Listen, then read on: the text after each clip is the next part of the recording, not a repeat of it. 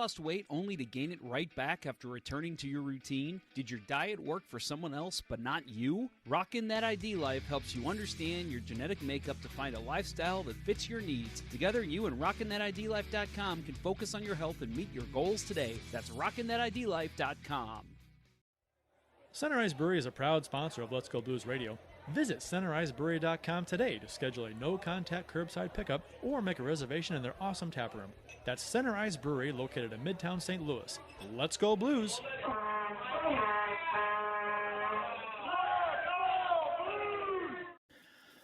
Welcome to Season 10, Episode 12 of Let's Go Blues Radio, where the often imitated, never duplicated, Mariah Carey appreciated, 10-time defending podcast champion, the original St. Louis Blues hockey podcast. Special thanks to RockinThatIDLife.com and CenterIceBrewery.com for proudly sponsoring the show. Please check them out. It's Wednesday, December 1st, and we are in the home stretch of 2021 and broadcasting live on YouTube and Facebook. This is franchise episode number 330 all time. To interact with the show, we're on Twitter, Facebook, YouTube, Instagram. Just do a search for us. You will find us. I'm Kurt Price. My co-hosts for the big show are Jeff Ponder and Bill Day. And tonight we're talking St. Louis Blues hockey. And I can tell Jeff, right off the bat, is very proud of his attire. Yes, I am. This was the hat that I broke out last year that I found in my mom's basement. And you guys were like, I've never seen that before. So I'm pretty sure this was like a one-year availability back in the early 2000s. I've never seen that before. Yes, you have. You lie. For those that are on the podcast, it is a blues Santa hat, but it's not the one that you see everybody wear. It's completely different. It's much warmer, which I like. But man, this time of year with how the weather's been, it is not comfortable to wear. I have a very warm and nice 2006 St. Louis Cardinals World Series champion Santa hats. It's very fluffy, very warm, very nice. Looks expensive. You know, it's a nice one. It's not a cheap one. Yeah.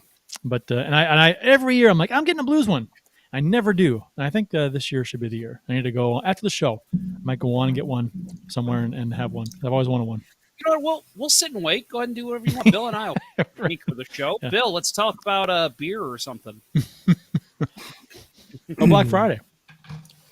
Yeah. Good. How much did you spend, Jeffrey? Oh, Jesus. Black Friday's Black Friday's Cyber Monday. So, okay, I'll tell the quick backstory here. I probably spent the most on Black Friday. We'll see. Maybe Curtin Oh, Bill I don't know about that. Well, I know what you bought. I don't know how much it was, but I may rival you. Now we're counting Black Friday and Cyber Monday, the whole weekend Monday thing. I get good deal. You get good deal. I get good deal. But you love you long time. Me love you long time. You get good deal. No, so we. You sound like a guy selling silver on the beach in Mexico. Yeah, well, give me a good price. Give me a good price. Mexico. No, I actually ended up telling my wife years ago that one day that is my life goal, is I'm going to own a hot tub, which is kind of a joke, but kind of serious. Like, one day, I'm definitely going to own one. Well, it was just on Thanksgiving. We were sitting at her parents' house, and she goes, Jeff, there's a hot tub on sale at Walmart. It's online only, and it's only $300.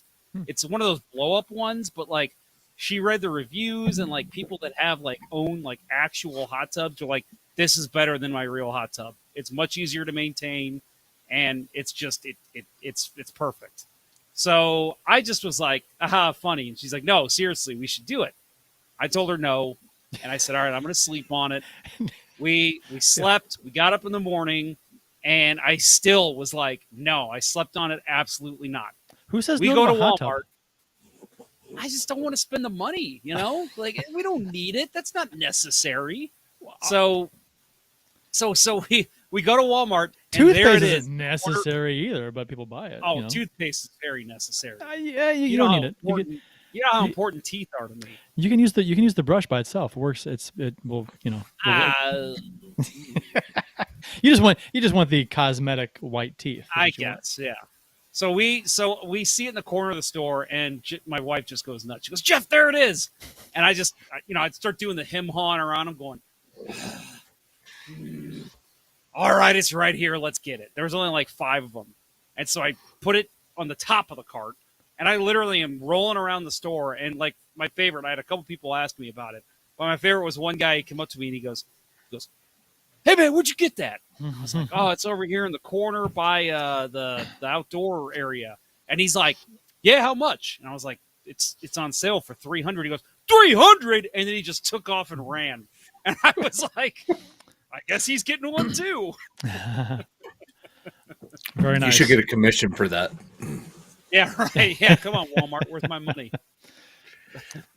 So, yeah, we went crazy. I haven't set it up yet, but our next show will be live from Jeff's Hot Tub. Nice. Awesome. We were just kicking around ideas. What are we going to do for a Christmas show this year? Could be 3 guys in a hot tub. That could be our after-hours show. A hot tub time machine, 3 men and a baby mashup thing. There you go. Yeah. That's how it's done.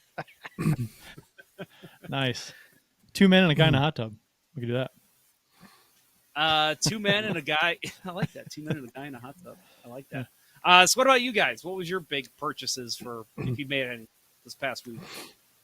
Well, Bill and I went to on Black Friday. I didn't buy a damn thing on Black Friday except for beer and food. Yeah.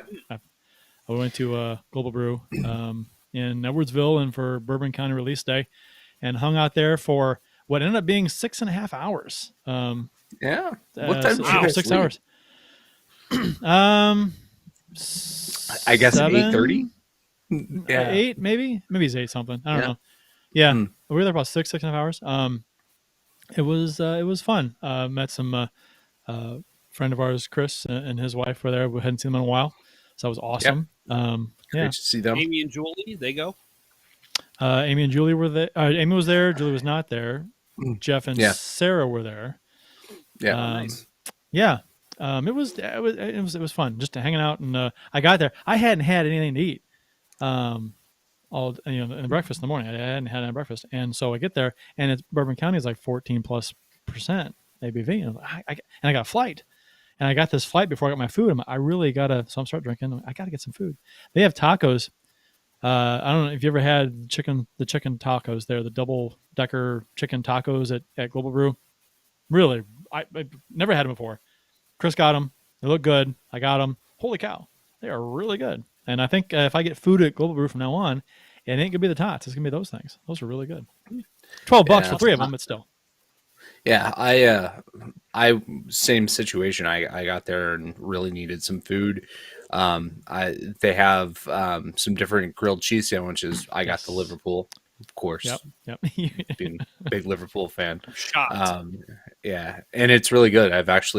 I'm working on making a clone of it myself now. So it's basically it's roast beef and caramelized onions and cheddar, and yeah, it's really, really good. You know, the flight ran $45 for the Bourbon County. So that food, it's just me. It was like $75 for the. I had a couple beers after the flight too, so it was like $75 and then and then Cyber Monday. I went. Did crazy. you buy any Bourbon County for like any bottles? No, not yet, because I can get the regular Bourbon County pretty much anytime. Right. Schnucks, right. And actually, like you can still get the variants at Schnucks. Okay, at least you can get the cola and you can get the cherrywood. What? Those are both in stock. What are they? Do you know the price? I think I got the cherrywood last year at Schnucks. About $25.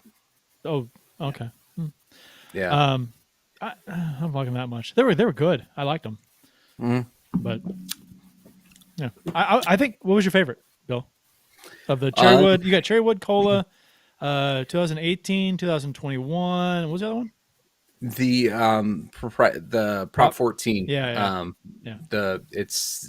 They're shot at recreating the proprietor's variant from 2014. We got the same one, same flight, except for I got 2020 and you got 18. I got 18. Yeah, which was a mistake. That was all syrup. Mine, my two favorites were the Prop 14 and the cola. I like the cola after it was a little bit warm. But yeah, very good. I appreciate the fact that you could actually taste the cola. I mean, Yep. it wasn't like all cola, but it was just enough. It was like, oh yeah, Yep. I can taste the cola. Because sometimes you get these beers that say, oh yeah, vanilla and cocoa and cinnamon, and then you drink it and you're like, oh, I taste this coffee. It's like there's not enough Yep. of what they're advertising. It's always overpowered by something else. But this was good. That was good. I was like, that was just the right amount. And I agree. I like the Prop 14 too. It was really good. My favorite was probably the cola, just because it was a little different. I don't know. Yeah. Yep. And there are plenty of bottles out there. So if you haven't gotten any, get out there and get them. Although I know even up until right before Thanksgiving, Total Wine still had the Tennessee Fog tea variant from last year. I think I have one of those here. Actually, hold on. Yeah. I think I might. Talk amongst yourselves. Mary Ponder in the chat. Hi, guys. Hello. Hi, Mrs. Ponder. I forgot to pull up the YouTubes tonight. That's all right. I'm on top of it. Don't you worry. More That Girl says, you lost me at Mariah Carey, which that's when Kurt lost me too. So you're not alone. Yeah, it's Amy, and she is not a Mariah Carey fan. Unfortunately, she's Christmas. Come on. Yeah, she is Christmas. She is. She just released another album, I think, last year that was all Christmas songs. Here you go, Bill. So, can you see that? It's all washed out. Yeah, it's all washed out. Yeah. This is the Kentucky Fog. Yeah. Kentucky Fog. Nice. I always get the state mixed up. We see Tennessee Fog. Yeah. Oh, politically they're the same, but it's Tennessee Fog sounds way cooler than Kentucky. So I'm with you, Bill. It does. Yeah, it is a very distinct Earl Grey tea taste, and I'm not a big fan of Earl Grey tea. Guys, we have Crappy Goalie in the building. He says, "What's up, boys? What's up?" Hey, Jason. And Darren Grice in the YouTube chat says, "Bell's Too Hearted equals flex. Let's see. I'm trying to read the emojis here. Championship, gold medal, gold star." Yeah, okay. I think it's tough to go wrong with Bell's Too Hearted. So, no. But so back to the topic at hand, as we took a hard beer turn there. Right. So Black Friday and Cyber Monday. What was your? Did you have a big dent that you made? I had a few of them. I didn't. Black Friday was nothing except going out with you guys. But Monday, Cyber Monday, I bought. Well, I've been for the past couple of years. I've been wanting to rewire the house for Ethernet. It's been all wireless. There's no Ethernet jacks in the house, so I'm going to rewire the whole house. I bought everything for that. And I also bought a mesh router system for the house. So and some other things. So I spent. I probably could have bought a little over 2 of Jeff's hot tubs. Oh, we bought way more than that on Black Friday. Well, there you go. See, then you may win, but I probably spent. We're well over $1,000. Oh, spent on Black Friday, and Cyber Monday. I wasn't that. I was a few hundred, at least a few hundred shy of that. If anybody would like to fund me for the next couple of weeks till I get paid, I will give you a free dip in the hot tub. Yeah. Look at you, Crappy Goalie. You know where I live. I do have one gift that at this point has probably eclipsed what you guys have together. What'd you get me, Bill? It cannot be said because the recipient is very close. So, I like this. We can speculate off the air. Yes, off the air. Sorry. Anyway, moving along. I'm sorry. I meant dill don't. Dill don't. Right. So the official beers, we talked about beer already, but of this episode, number 330, You can follow each of us on the Untapped app. My handle is cprice12, which I have not added that in a while. I know you guys are good about that. I haven't either. I'm not. I haven't either. It's probably this whole season. Okay. But anyway, if you want to follow the prognosticators of like beer, my handle is at cprice12. Jeff says jponder94. Bill says Billy Blue Note 33. And you know what? We've won 2 in a row. So I think, Jeff, you're hanging on. We'll stick with it. Okay? I think so. Yeah. I was going to suggest it. I'm glad you agree. So we always make fun of Kurt for his love and affinity for Bud Light Orange. Well, my love hidden jealousy is similar. Yeah, similar. I love some Bud Light Lime. That is no better. That is not a single drop better. I know it's not. I just like to give you trouble. Okay. Right. No, I love the summery taste, and usually after September, I don't drink it, but we've had a pretty nice day today. Got another nice day coming tomorrow, so I thought I'm going to break out the BLL. You know, I've had the lime, and I'm not a fan of the lime. I've tried it a couple times. Lime. And I don't like the other lime drinks either, but for some reason, the BLL, man, I'm all about it. You ever have the lime nacho chips? The salted lime? Oh, those are delicious. Yeah. I actually haven't had those. Yeah. Oh, yeah, the plain nacho chips with salted lime. Oh, those are good.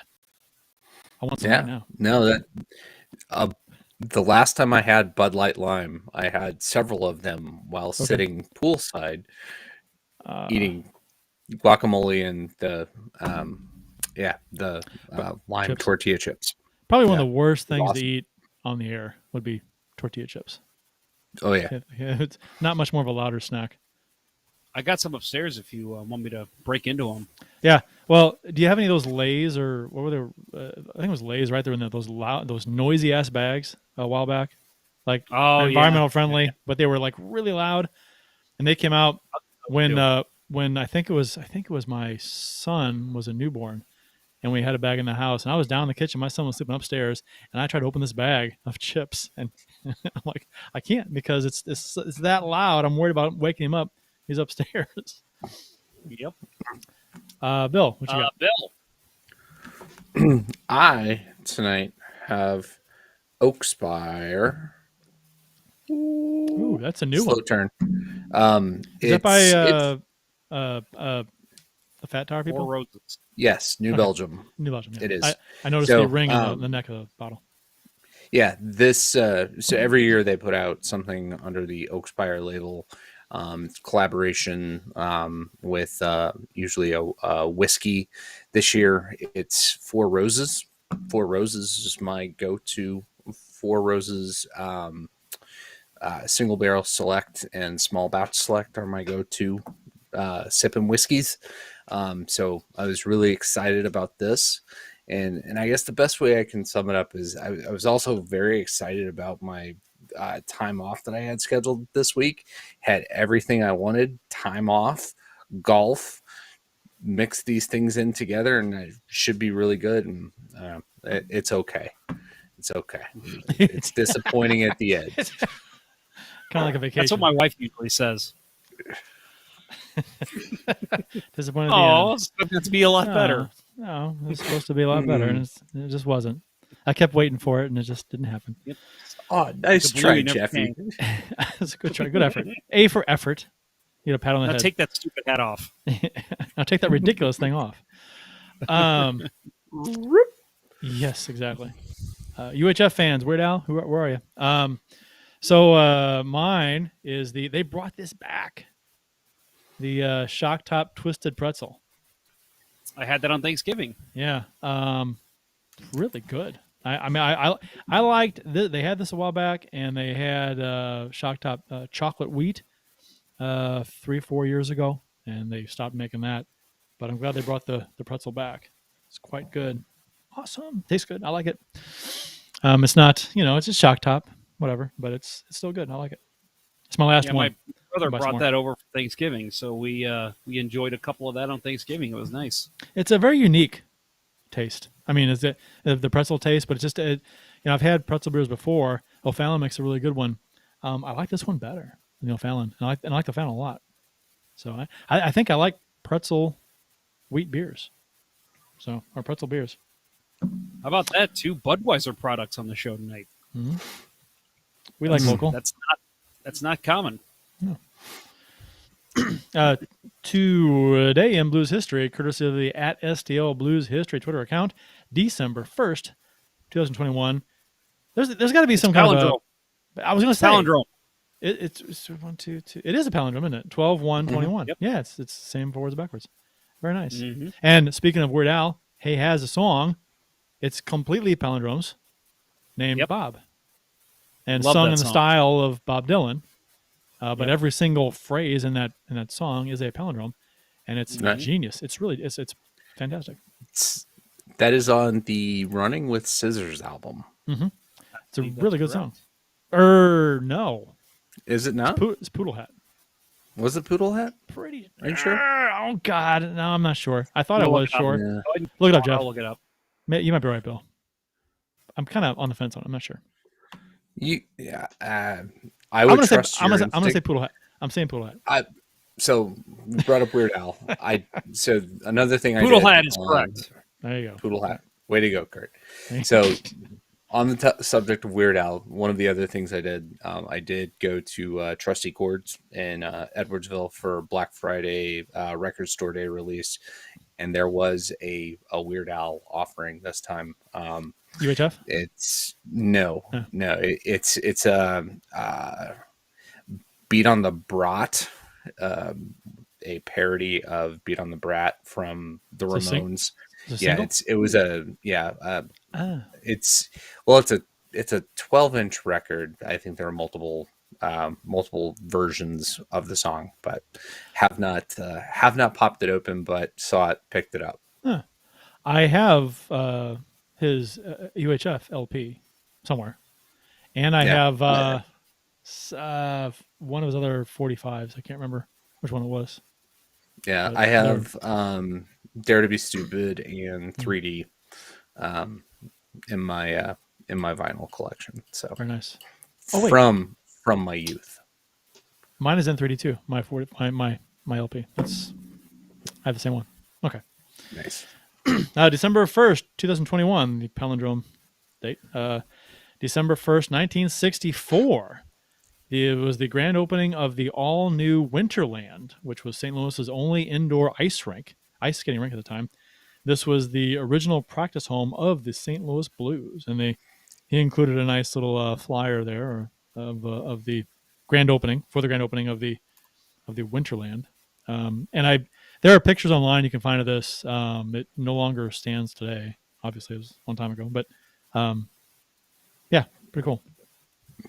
Yep, this was St. Charles Rock Road, so out in Bridgeton area.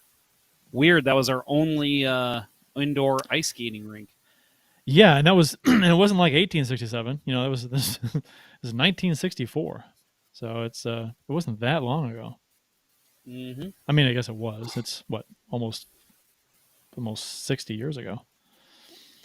Yeah, I love the little detail. Skates for sale in our beautiful skate shop or sports shop. You may rent skates if you wish. And they had no pressure to buy, but we sell these things. Must have been a Canadian that was running the shop, because that's very kind of the way they worded that. In our very polite. Mm-hmm. Very polite. You may rent skates if you wish. I guess that's a nice way of saying if you have them, bring them. If you have some, bring them. Right. So. Or go buy them Although, how many people at the time in St. Louis beautiful had skates, sports shop is what they call it. had skates when there were no other indoor rinks? Well, there was outdoor. There was some outdoor rinks. Right. Okay. There were plenty about Shaw Park, Steinberg. Okay. Shaw Park was around. Steinberg was around. I think there was a couple West St. Louis as well. All right. When did Webster and Kirkwood open? That is a great question. December 1st, 1973. Bobby Plager recorded the only multi-goal game of his career as he scored 2 goals. 2 goals in a minute and 11 seconds. And Steve Durbano suspended by the St. Louis Blues for 2 weeks after he skated off the ice during a game versus the New York Rangers. And there's a news clipping in here attached to this. I'd never heard this Steve Durbano story before, and there's a number of Durbano stories out there. Never heard this one. Have you guys heard this before? Where No. he just left the ice. He was not happy about having a couple shifts off, which is interesting because, fourth liners nowadays, they'll miss a few shifts a lot. They might miss an entire third period. Yeah, right. Logan Brown had how many shifts last night? Was it like 6 total? It was a pretty low number.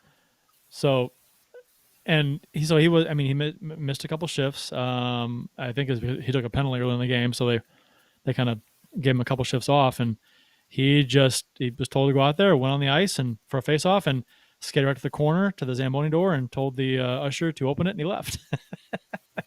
Went back to the locker room, showered, and was gone before the team finished the period. And he was suspended for a little bit, for like a week, and the team voted to give him a second chance, and he apologized. So, which doesn't sound very Steve Durbano-like to apologize. Yeah, I'm sure it was very forced. Quite the character Durbano was, and yeah, and a goon's goon, I guess you'd say. Mm-hmm.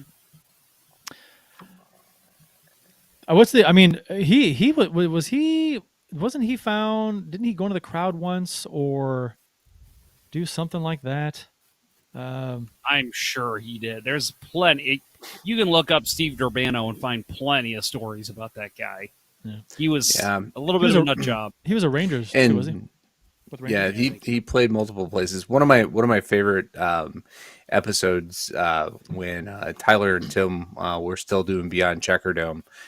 They had a really, really good. I think it was an entire show that was dedicated to him. It was pretty funny. So then they may have covered. Go to the archives and find that one. Yeah. What's up? They may have covered the story if they do an entire show. They may have. Yep. I mean, it's out there. Yep. Oh, apparently. We'll get into the Blues beating the Lightning last night, 4-3. Or if you're listening to this show on Thursday, they beat them on Tuesday. So, and if you're listening to the show on Friday, they beat them 3 days ago. Right. So Tuesday happened on Tuesday, the last day, on November 30th.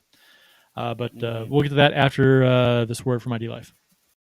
It's safe to say that the Burn Box from RockinThatIDLife.com provides you with the sugar-bustingest, muscle-buildingest, mood-enhancingest, focus-inducingest, energy-boostingest, hootinest, experience. You not only get the excellent product, but you get recipes, menu options, a tracker, and program guide to assist you along your self-betterment journey. Based on your goals, you can double up on Slim Plus or Energy, or you can get one of each. With flavors such as mixed berry, tropical fruit, and orange, the Burn Box lets you enjoy the weight loss or muscle gain journey along the way. Become a VIP with RockinThatIDLife.com and place your Burn Box on subscription and you'll save 20%. And as always, text the roughest, toughest He-Man, toughest hombre has ever crossed the Rio Grande. And our friend Dustin at 636-393-8745 and tell him Let's Go Blues Radio sent you to receive an additional 10% off your order. Now all of you skunks, clear out of here. And go over to RockinThatIDLife.com. There's something about that ad, Jeff, that makes you sound like you're from the Wild West a little bit, like you're playing into it. And our friend Dustin. That's kind of where I was going with it. It sounds like it came across. It sounds like you're doing a leather boots commercial for Chuck's Boots or something. Maybe we'll have Chuck's Boots as a sponsor, and they'll hear that and be like, "Well, we got to hire this guy." Sure. I mean, he sounds the part. So, well done. We got a ton of great comments here from our listeners. First of all, I mentioned to Jason that he needs to fund me since I bought the hot tub, and I said he could take a dip in it. He says, "I don't think I'll get in your hot tub without the proper vaccinations beforehand, Jeff." I offer those vaccinations at my house, so you can come over. I'll stick you, and we'll take care of it before. So don't worry. Why do I get the feeling that if Jeff were to have a hot tub party at his house, and I were to get in the hot tub, there'd be this like slimy film on the inside of this hot tub? Completely possible. Yep. Also, we'll have a upside down pineapple sitting on the front porch as well. Brian Roberts, Bud Light Lime is the perfect one-drink beer. One big drink is good, then the second is 10 times worse. Pepsi is the king of one-drink drinks. So he's got some hot takes. Yeah, hot takes. So he's kind of anti Bud Light Lime and anti Pepsi. Yeah. So Darren Grice says the beer responsible for starting my craft journey was Perennial Abraxas, only available in the winter months. And Bill responded and says he has some in his beer cabinet right now. Yep. How's that? Last year's. Is that beer cooler set up, Bill? No. Oh no. That my plans were hijacked over the weekend by all the Christmas stuff coming out. Right. So yeah, my man cave space is overrun with Christmas containers right now. It's driving me nuts. Do you see the Theo comment, Jeff? You read that one? That's I was going to say, I actually think I'm going to give Theo our comment of the show just for being on top of it. Kirkwood opened in 1967. Well, I was thinking. Yeah, I was thinking one before that one. Ginling. Yeah. Yeah, that one's good too. But I thought that was a relevant, very quick to respond with the question we had. But yeah, he also added he's enjoying some I don't even know how to say that. Ginling. Guinness Yingling. With Yingling. I didn't know that was a thing. Apparently it is. I assume you could do Guinness and Budweiser. It's almost the same thing. It's got to be like a black and tan if you pour it right. Theo, on top of it again, just adds too, Webster Ice Arena opened in 1983. So, man, he is just laying out the knowledge for us. He sounds like that guy I used to work with a long time ago when I was a waiter at the Oaks Lodge in Belleville. I had a question before the internet, and I was in high school, and I went to work, and I was like, man, who sings that song? And they go, hey, and it's Gary Glitter. Greg Glitter. And I was like, how the hell did you know that? And he the next day at work, he brought in a newspaper clipping that he had of like written up on Gary Glitter and the Rock and Roll Anthem Part 2. And I'm like, what the? What does your house look like? I thought you were going to say, it was Gary Glitter. Oh, could have been. He did look he was in hiding. Yeah, definitely. Yeah, working as a dishwasher at the Oaks Lodge in Belleville. Did he say he was? Right. Did he say that he was in a tape trading society with Gary Glitter? Yeah, right. Oh goodness. Right. Yeah. So again, just some great comments. Ken Morris in 1934, when the Iowa Center was relocated to St. Louis as the Eagles, what arena did they play in? And some more knowledge. This comes from Bill Day, which sounds familiar. The St. Louis Arena was where they played, which is correct. I actually have a St. Louis Eagles hat that I picked up at the Starter store in the mall when they were closing out.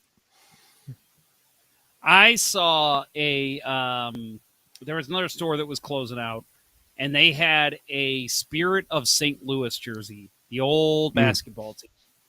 And I so badly wanted to buy it, but it was a 3XL, and it was like $70. And I was like, if that were my size, I'd probably look at the price and say, it's worth it. You know who did the play-by-play for the 3XL? You know who did the play-by-play for the Spirit of St. Louis's? Or the Spirits of St. Louis? Is it the Spirits of St. Louis or the Spirit of St. Louis's? I think it was the plural there? Of St. Louis. Spirit of St. Louis. It was for just the Spirit of St. Louis. Okay, all right. Right. It was Bill Day. Bob Costas. Yeah. Bob Costas. Mm-hmm. Little factoid for you. Ken Morris 98% certain. How many rinks in St. Louis now? There certainly is a very good minor hockey program in St. Louis. Seems like every second NHL team has a player from there. Mm-hmm. Yeah, it's rinks have really built up around here. So thank you, Brett. It was heartbreaking. Yeah, it was heartbreaking a couple years ago. The Hardee's Iceplex in Chesterfield closed down, and that was for anyone who knows, that was one of the bigger rinks in St. Louis. A lot of players. I know Paul Stastny was with the team when it happened, and he said that's where he grew up playing, so it was very heartbreaking to see. Well, guess what? They went out and they opened the Maryville Ice Center, which is beautiful, and I've skated on. The Centene Plex out in Maryland Heights, which, again, I've skated on, is beautiful. And then, of course, they've got other rinks, the St. Peter's rinks. They've got the Lindenwood Ice Arena out in Wentzville. Brentwood's still kicking. Kirkwood, Webster Groves, Ice Zone, and Bridgeton, which I have a game at tomorrow night. There's rinks all over the place. So, yeah, it's really grown here. And with the exception of Webster and Kirkwood, none of those rinks existed. Even the Hardee's Recplex. Like, I played one game when I was playing for SIUE. We played Wash U at the Hardee's Ice Center in Chesterfield, and which it's now Top Golf. So a decent trade. I'll take that trade. And with other arenas being built, I was going to say area. Other arenas popped up, so I'm okay with it now. But yeah, at the time it was so heartbreaking. And on the Chesterfield Falcons played. On the Illinois side, there was at one time there were 5 sheets of ice. There was Granite City, Alton, Granite City, Waukegan, and there were 2 in Fairview. Yeah, right. So the US Ice Complex in Fairview. And I think Granite's still going, and East Alton's still going. Yep. And now we've got the US Ice would Reflex. Be. Yes. Right. And US Ice would be if it weren't for mine subsidence. Right. The rinks the rink in Edwardsville will be finished fairly soon, so that'll be cool. They're moving real quick on that. Yep. I'm excited about that. But yeah, growing up, the rinks I remember growing up, we had Cahokia, Granite City, were the 2 rinks on the east side, and then you had Webster, Kirkwood, Afton, the South County Rec Center at Susan Park, Creve Coeur, the Valley Hockey Club played out of North County Rec Center, off of 367 and Halls Ferry, and that was pretty much it. Clayton for a while had a team that played at Shaw Park, one of the only other outdoor places. But yeah, there weren't a ton of rinks, and most of those are now defunct. So the Blues were coming off some up and down performances against the Blue Jackets, Chicago, Detroit, and the Vegas Knights over the past week. Since Tampa Bay was in town on Tuesday, the Blues have struggled mightily with consistency since their 5-0 start to the season, but they're still in second place in the division with an 11-7-3 record coming into last night's game with a 13 goal differential. So the Blues actually beat the Lightning last night 4-3. It was Brian Elliott versus Jordan Bennington, former Blues goalie Brian Elliott, former arguably best goalie in Blues history, Brian Elliott. If you want to have that discussion, possibly, maybe you can make an argument. Outside of Vincent Riendo. Outside of and Jablonski. Bozak was out due to COVID protocol. No Perron, who was out with an upper body, who had suffered a concussion. Do you guys want to talk about that hit?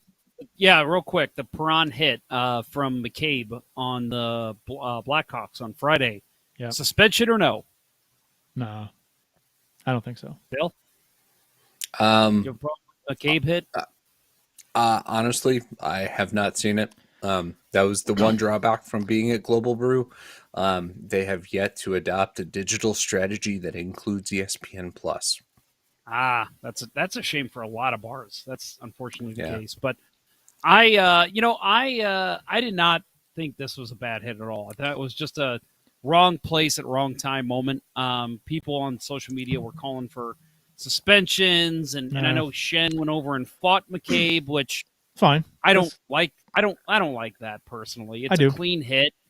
I think you don't need to fight someone over a clean hit. It was dirty. It was a hard hit. It wasn't dirty at all. I agree, but I think I have no problem with a team, sending a message saying, "Hey, if you're going to dish out hard hits, clean or not, you may have to pay for it." So, that's the trade-off. And you know what? I love fighting, so I'm not going to really argue my point too much. But, I just think I thought it was just a coincidental play, unfortunately. Yes, he got him in the head, but he wasn't targeting him by any means. Well, so I was pretty happy with the NHL not doing any supplemental discipline in McCabe. Yeah, I had no problem with that. It was just sometimes, I said this before on the show, sometimes guys get hurt. Hockey is a rough sport, and sometimes guys get hurt on plays that are not dirty or suspendable. So that's just the way it is. One of my best friends that I've been playing with since I was 15 just literally announced today that he wasn't going to play anymore. Told all of his teams, "Hey, I'm not playing anymore. I'm done." Because in our last game, he was just skating back, skates clipped with another guy, completely coincidental play, banged his head on the ice, got a concussion. Guys just get hurt playing sports. It's just going to happen. So, unfortunately, I just think this is one of those situations. Darren Grice says, "I can't stand scrums for clean hits." I get it. Yeah, I get it. I get that angle. But I think, like I said before, I think if a team is gonna hit hard, which is great, I love hard hits. Don't get me wrong, but I don't have a problem with a player sticking up for their teammate who got hit hard. I mean, it's now if it's a mediocre hit, that's a different story. But make it a solid hit. That you're last up night. Barbashev rocked a dude behind the net. I can't remember who it was. Jan Ruda. So you've had it was a completely clean hit. Would you have had a problem, Kurt, if one of the Blue Jackets, the Lightning would have come up and tried to fight him? No, I mean, if they do, then they get a penalty for instigating and you go on the power play. But so a team has to kind of decide if that's the trade-off they want to make too. You may get you may have to go on the penalty kill after that too. Right. And I think that's kind of a good example of a team knowing that was just a clean hit. It's part of the game. Ruda got right up and back into the play. He got rocked. There's no reason, to try to force something there and drop the gloves. In that situation, I was very happy that nothing happened in retaliation. Neil, go ahead. Oh, I was going to say, Matt Harris just asked in the YouTube chat, did you all already talk about the Blue Jackets game? Well, we're not really planning on talking too much because we've got another game to talk about here. But I'll just say real quick, I was there. I know, Matt, you were there. I think you said that was your first game. So please let us know how your experience was in the chat there. And I'll apologize. We didn't get to meet up. I had a situation. You guys are going to laugh at me. I forgot my COVID vaccine card. Do you not have a picture of it in your phone? I do not. I don't. Learn, I'm man. an idiot. I do now. The minute I got home, that was the first thing I did was take a picture of it and put it in my have phone. a shortcut to the picture on my desk on my home screen on my phone. That's a good idea. I click on it and it pops up. Yeah, I don't want to. Yeah. So we're in the car and I'm walking in, or we get out of the car and I thought, oh Jesus Christ, I forgot my card. So I walked up and luckily the guy was like, hey, we've got a rapid COVID test station. It's on the other side of Stiefel. If you guys know where the media entrance is for Enterprise, it was real close to that. Let me guess. Oh yeah, I know where it is. I used to be in the media. We're fine. Oh yeah, I was like, don't worry. Hey, you recognize me, Jeff Ponder? Used to be in the media. No, I was like, oh great, and I went over, and we did miss the first 10 minutes of the game.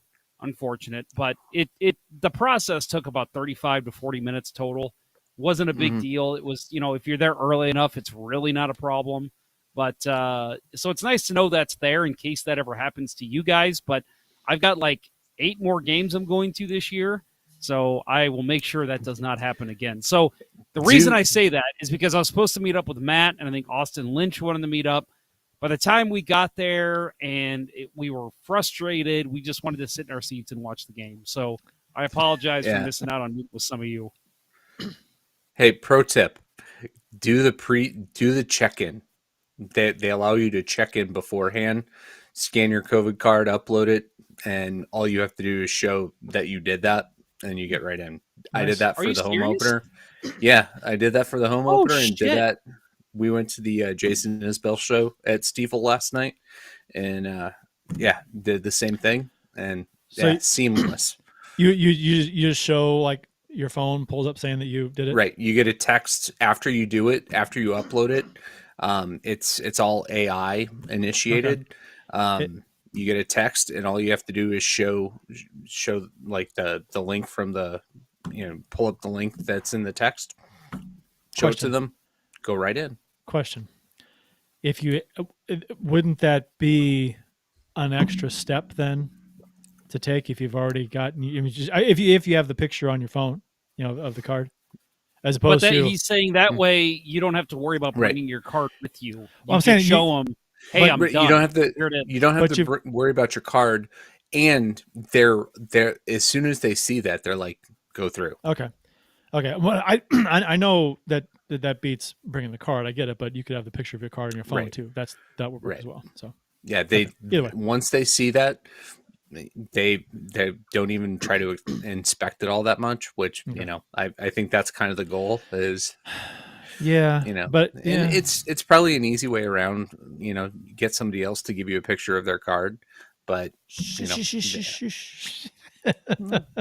no, I'm not endorsing that. No, but I will say that concert I went to last night was the first event that I've been to that it was 100% vaccination required. Everybody that was there had to be vaccinated. Yeah, it was nice, and there were still people wearing masks. I went to go see the Mighty Pines in St. Louis, and their entire concert was it was at the Old Rock House. Yep, it was a nice little venue, and they required everyone to have to show a proof of vaccination. So that was cool. My way, right? Kirkwood. It's not too far. No, it's where is it? I don't even know. Old Rock House is right across from Four Hands. Yeah. That's right. Yeah. That's right. Because we parked. Right. Yeah. I mean, we didn't park at Four Hands, but we could have. Yeah. That's a good spot. Yeah, my in-laws love that spot. That was a great show too. It was like all '90s cover stuff. Oh, so much fun. Nice. And they were really good. So Theo adds, at least Jeff only missed the crappy part of the game. That's true. We missed the first goal, so not a big deal. I was watching my phone like a hawk. Like, okay, the Blues haven't scored yet. We haven't missed anything. Matt Harris says, and again, this was Matt's first ever live game. It was a great game, pre-gamed at center ice, which he texted me and asked where he should go before. And I'm like, and it was funny because he texted me and asked me or Twitter messaged me. And I told him, like, dude, are you serious? Like, you hear us plug them every week, center ice. And he's like, well, I didn't know if it was just a sponsor thing. And I go, listen, man, seriously, like, yes, they're a sponsor, but like before they were a sponsor, that is where Kurt, Bill, and I went before games, always. And that is still the case. Like we're, my wife and I have tickets to the Anaheim game, I think next Sunday. And we've already said we're going to drop the kid off early so we can go to center ice this time, shuttle over. We're going to do it again when we go to the game on that following Friday against the Stars. It's the best place to go before a game. So yeah, it's, I'm glad you did. Yep. Yeah, and let me just add, I wish we would have planned a little better last night, but between the hockey game and a concert at Stiefel, there was no parking anywhere. We missed the entire Strand of Oaks Open for Jason Isbell. I listened to them while I was golfing. I'm excited to go see him. We missed the entire opening act.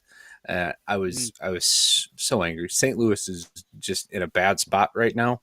All the private lots are closed to public parking. Yeah. So wait until the soccer stadium opens up.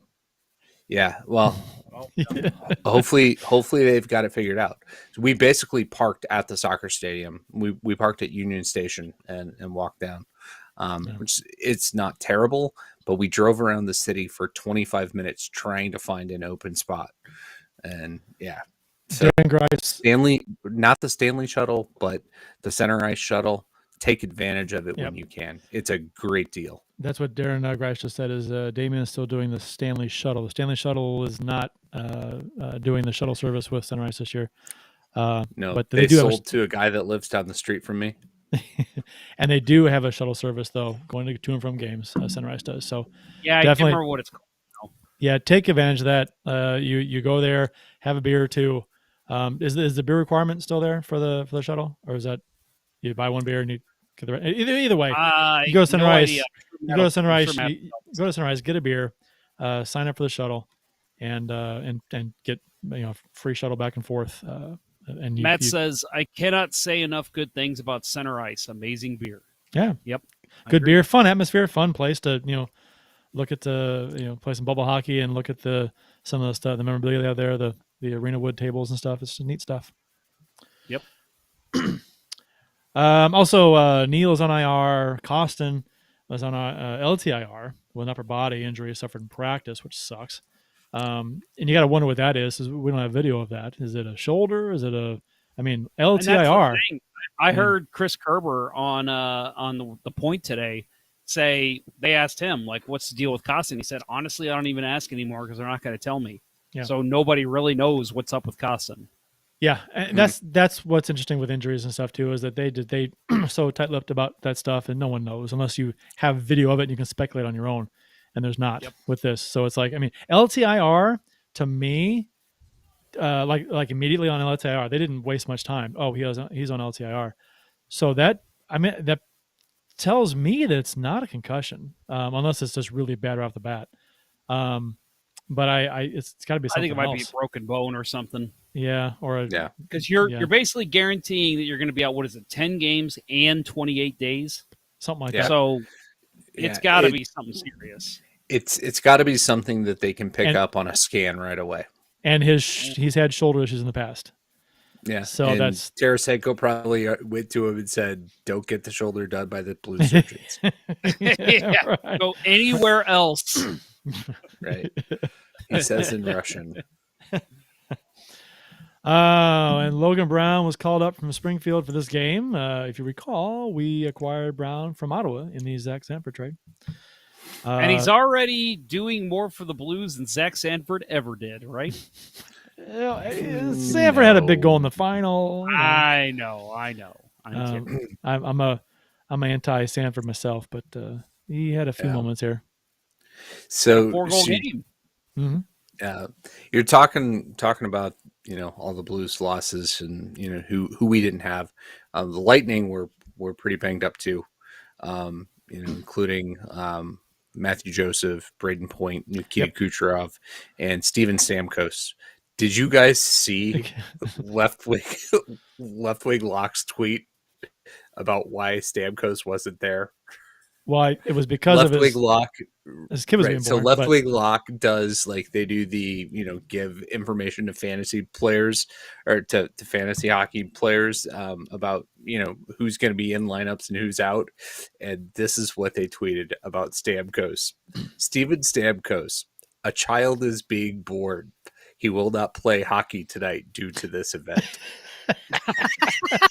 Very robotic and official. I love it. So any child being born and Steven Stamkos can't play. That is how I take it. That's how I learned that he wasn't playing. Somebody retweeting something funny about that, but I assume he'll be in the lineup tomorrow night. I would guess. I would assume. Yeah. I've heard of. Yeah, I've heard of guys missing a couple games before because of who was that? Someone from the Blues missed 2 games because was it Oshie? It might have. Well, there was yes, but there was an issue with the birth. They had the condition. It was a problematic birth. The intestines were outside the body. Yeah. So, which is I don't know. To think about. I don't know what the deal is. I mean, I only missed 1 game when my son was born. Okay. Granted, I was playing once a week at the time, but still. Yeah. But both teams skated 11 forwards and 7 defensemen for this game. This game is an interesting game to talk about as we get into it an hour into the show. The 3, I mean, in my opinion, goofy goals. I mean, strange goals, unusual goals to start the game. Like in the first 5+ minutes, they're up 3-0.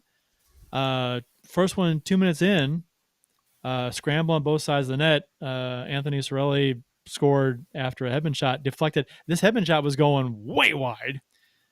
Hits a body in front. and changes direction 90 degrees, and then goes off the post. And Bennington's already reacting to the initial shot. He's way out, he's way off the goalpost, and comes down, and then basically Sorelli just tapped it in. So strange, unusual, unfortunate goal. Lot of bounces leading up to that. It wasn't just like the last scrambles play there. It was the scramble just kept. It was one of those things where you see it like late in games where there's just a constant scramble in front of the net.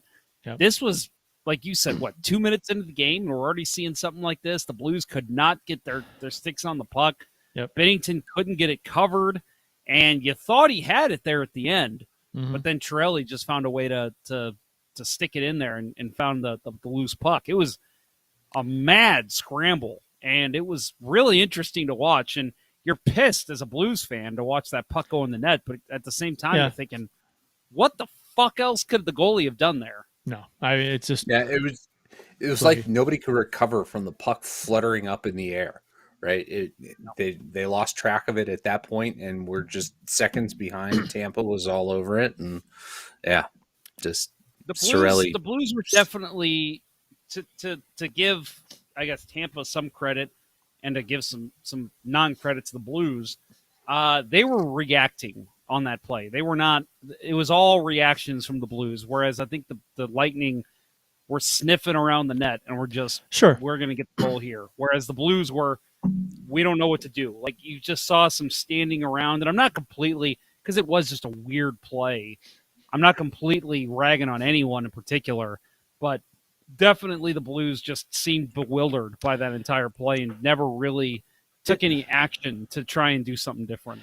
It's interesting when on a play where there's a loose puck, a scramble, say the puck goes up in the air, say the defensemen don't know where the puck is. Default response for a defenseman should probably be, in that case, find a Lightning player that's closest to you and tie his stick up, hold his stick, knock him down.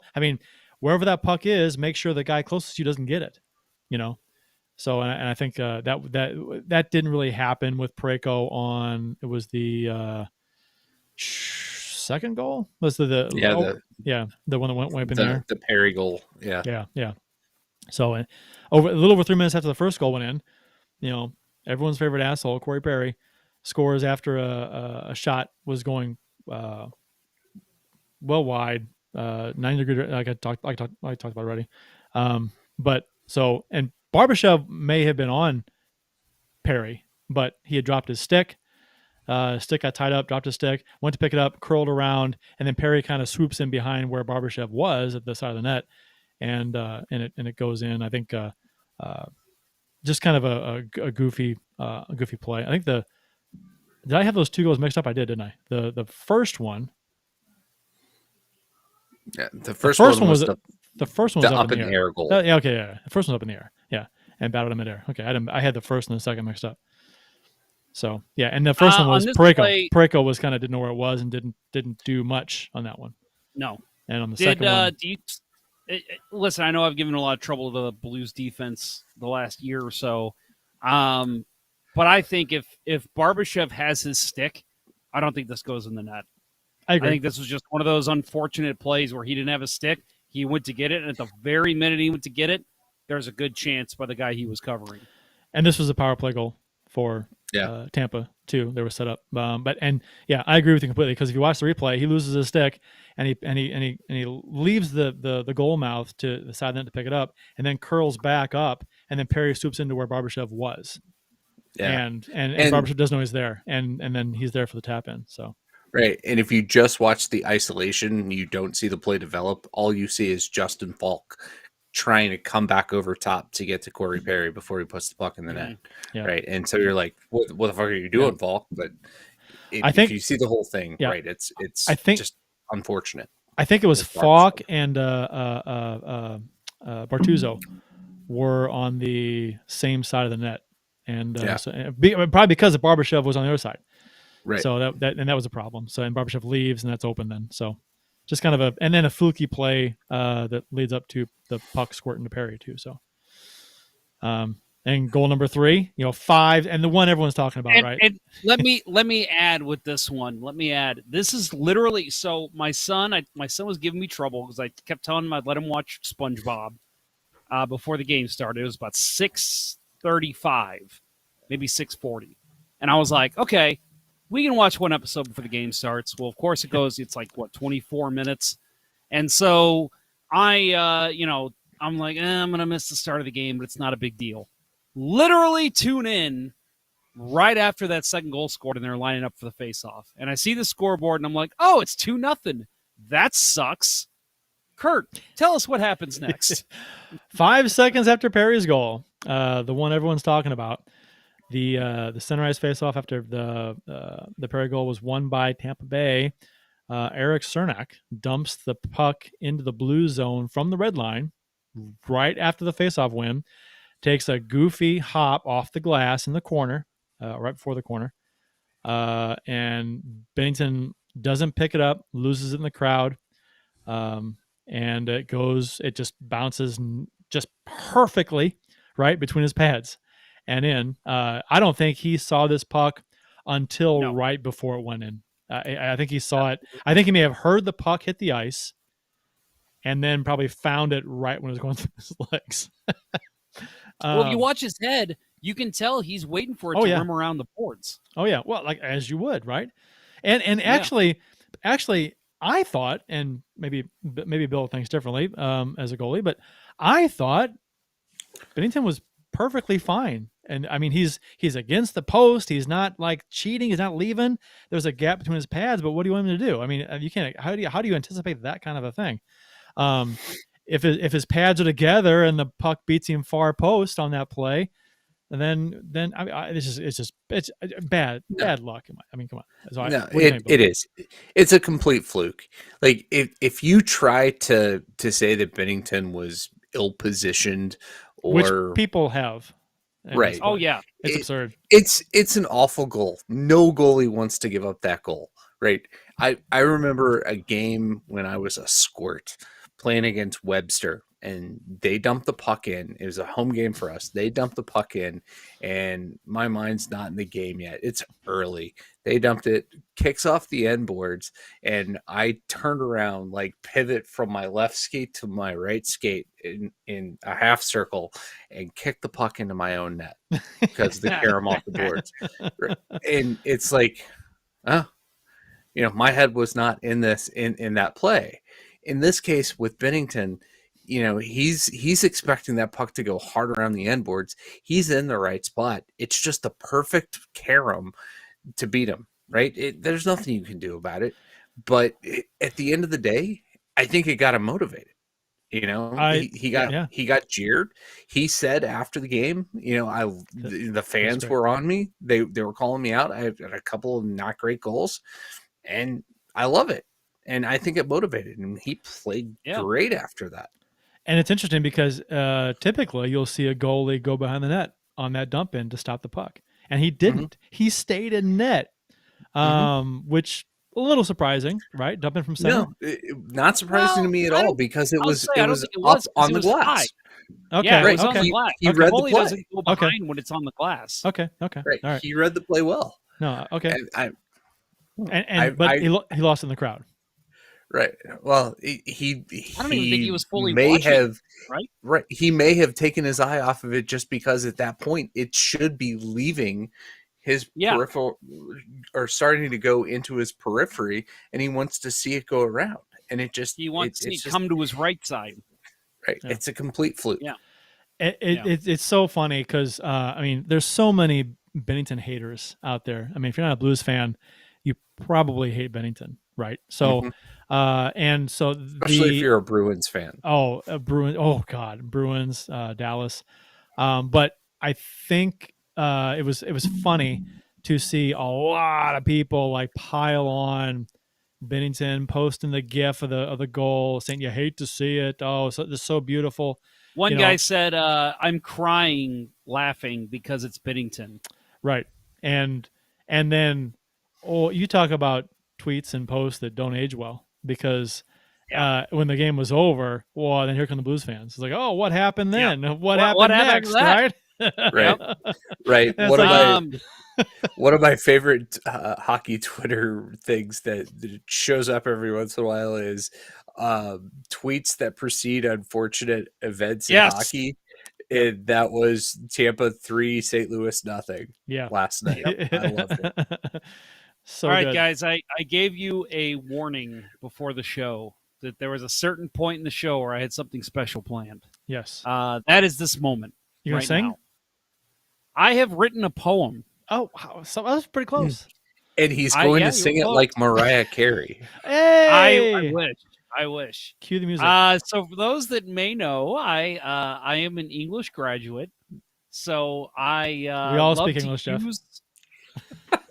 Well, I know English Bobby, better than you. You speak English. You're stupider than me. I speak better English than you. Right. That's impossible. Me flunk English? That's impossible. That's my Twitter or my Facebook quote. I love that.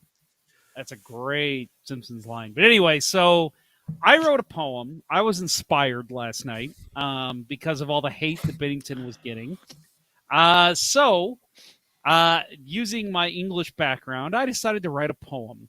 And I hope you guys enjoy it. For any of you English snobs like me, this comes from George Gordon Byron, better known as one of the best poems ever written. She Walks in Beauty. If you haven't read it, I recommend you do. It's very short. I'm calling this, so again, to the tune of She Walks in Beauty. We will definitely do. He didn't. Okay, I don't.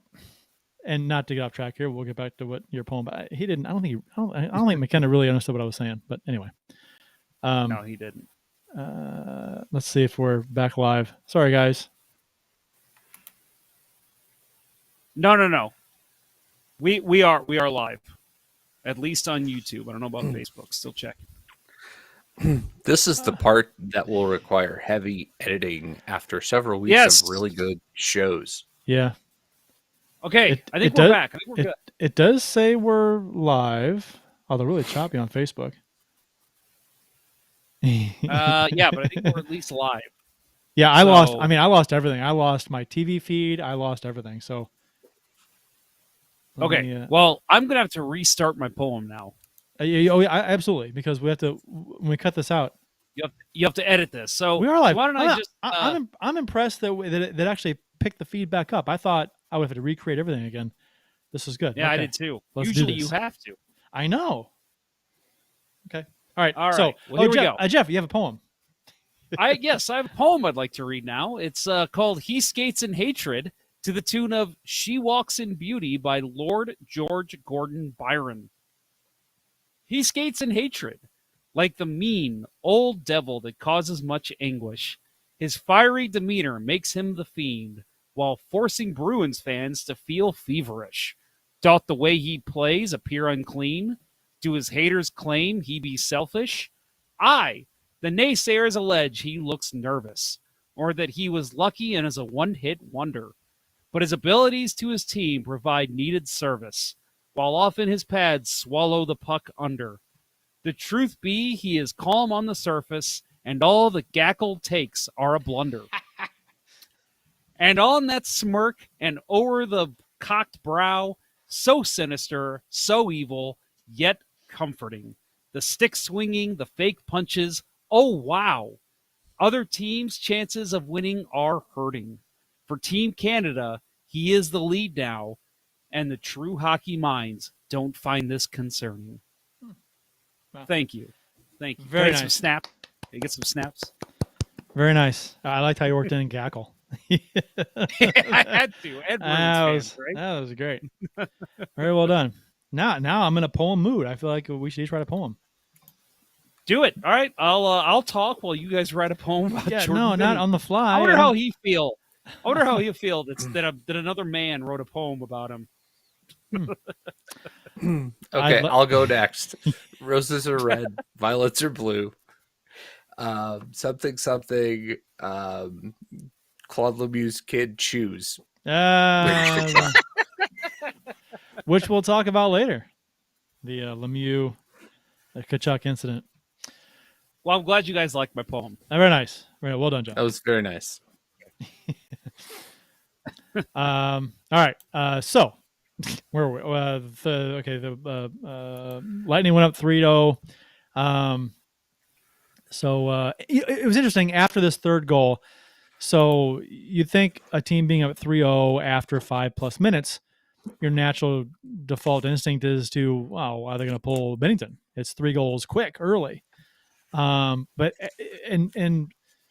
I was like, no, because I think that's Buccigross who was doing play-by-play. He was like, do they pull Bennington? Right away he said it. And I'm like, oh, I hope not. None of these were his fault. It's way too early for me anyway to think the Blues need a shakeup. Or they were all kind of goofy goals. I'm not sure how you can really blame the team. I don't think it's just kind of this shit happens, right? But left him in, and I was happy they did. And the Blues played a good period, I thought. Came back, couldn't beat Elliott, who played really well in the first period. Stopped Sundqvist on a chance and all alone. Nice glove save. But their last shot, the last shot on goal for the Lightning was their last goal.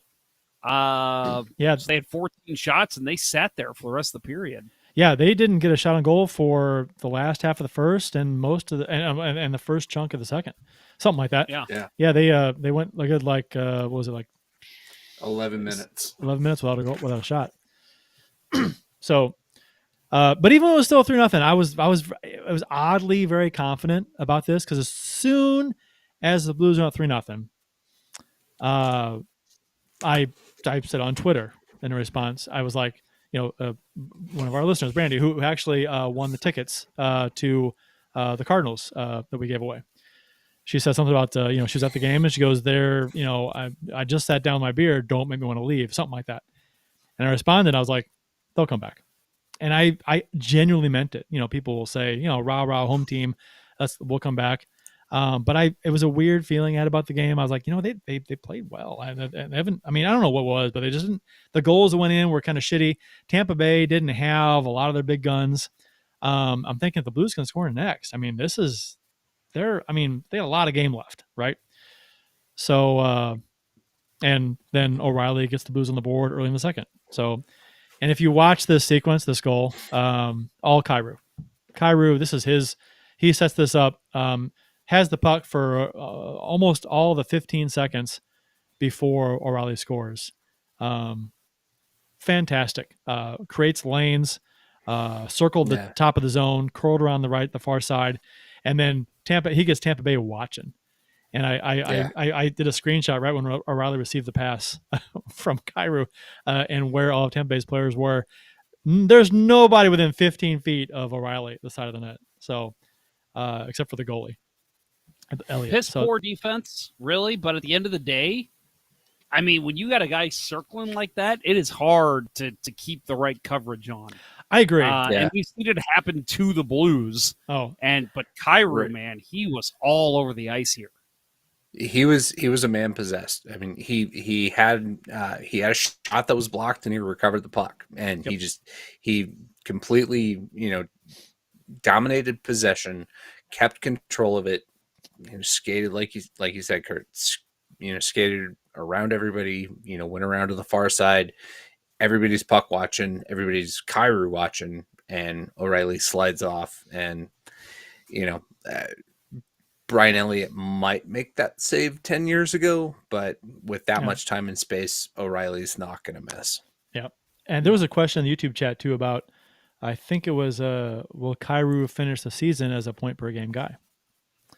So I think that's a topical question, talking about his play and this, and he is right now. I'm just going to say no because I think that's honestly the safer bet. But I don't see why he couldn't keep this pace up. He was a little streaky last year, which is why I say no. But shit, dude, the dude plays like this. He's a point per game player every year. He looked great, and he was streaky last year. I agree. But there's something different about he's more consistent this year. So I like that about his game. Yeah, definitely much more consistent in the offensive zone. I think if he stays healthy, I think he's going to probably wind up coming in just under, unless he really improves the defensive side of his game, because that's still a little suspect. And once we get to the stretch run, if there are closer games, I think you're going to see his minutes come down. I don't think you're going to see as much trust in him, unless he does improve the defensive side of his game.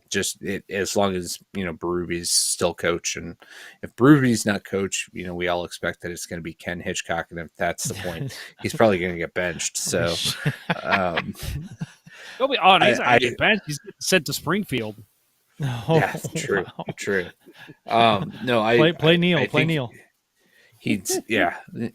And can we get Chris Butler out of retirement? I was gonna say, what's Dave Scatcherd up to nowadays? Yeah, Ethan Monroe, where's he? Yeah, no, I think he can totally do it. If he stays healthy, and if the Blues wind up in better position than they are now standings wise and are a playoff lock, yeah, definitely. But if it starts to get crunch time, you're going to see less of him.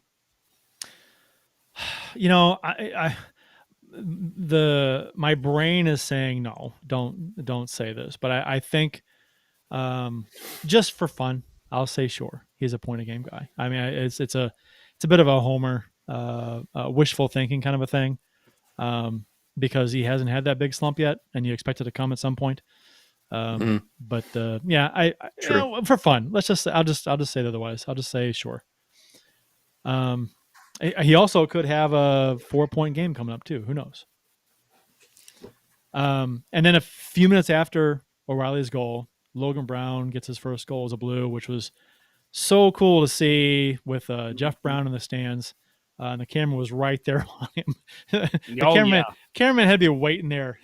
Just was it? I mean, because they got him celebrating, right? His son's goal. So was the cameraman like just hovering in the area waiting for something to happen? He had to have been. He had to have just been sitting there waiting. Like, I'll at least get his reaction for like each shift he takes. I mean, the fact he was there for a goal, though, honestly, we crack up about it, but how awesome is that for the Brown family? Oh, so much fun. That in 20 years, Jeff Brown's going to be sitting there and say, I'm going to watch that video of my reaction to my son's first goal as a Blue. I mean, that's awesome.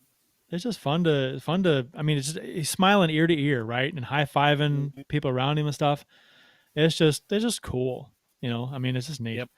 I mean, he's had goals in the NHL before, but with Ottawa, but not a ton, but some. And then, but to get one with St. Louis, when his dad was there in the stands, just cool, right? And it looked like Jeff was like 3 rows off the ice. He was right there. Yeah, he was right there. Which is awesome because he wasn't sitting in the alumni box. He was actually down in the crowd watching the game, which is great. Yeah. Sometimes that's better.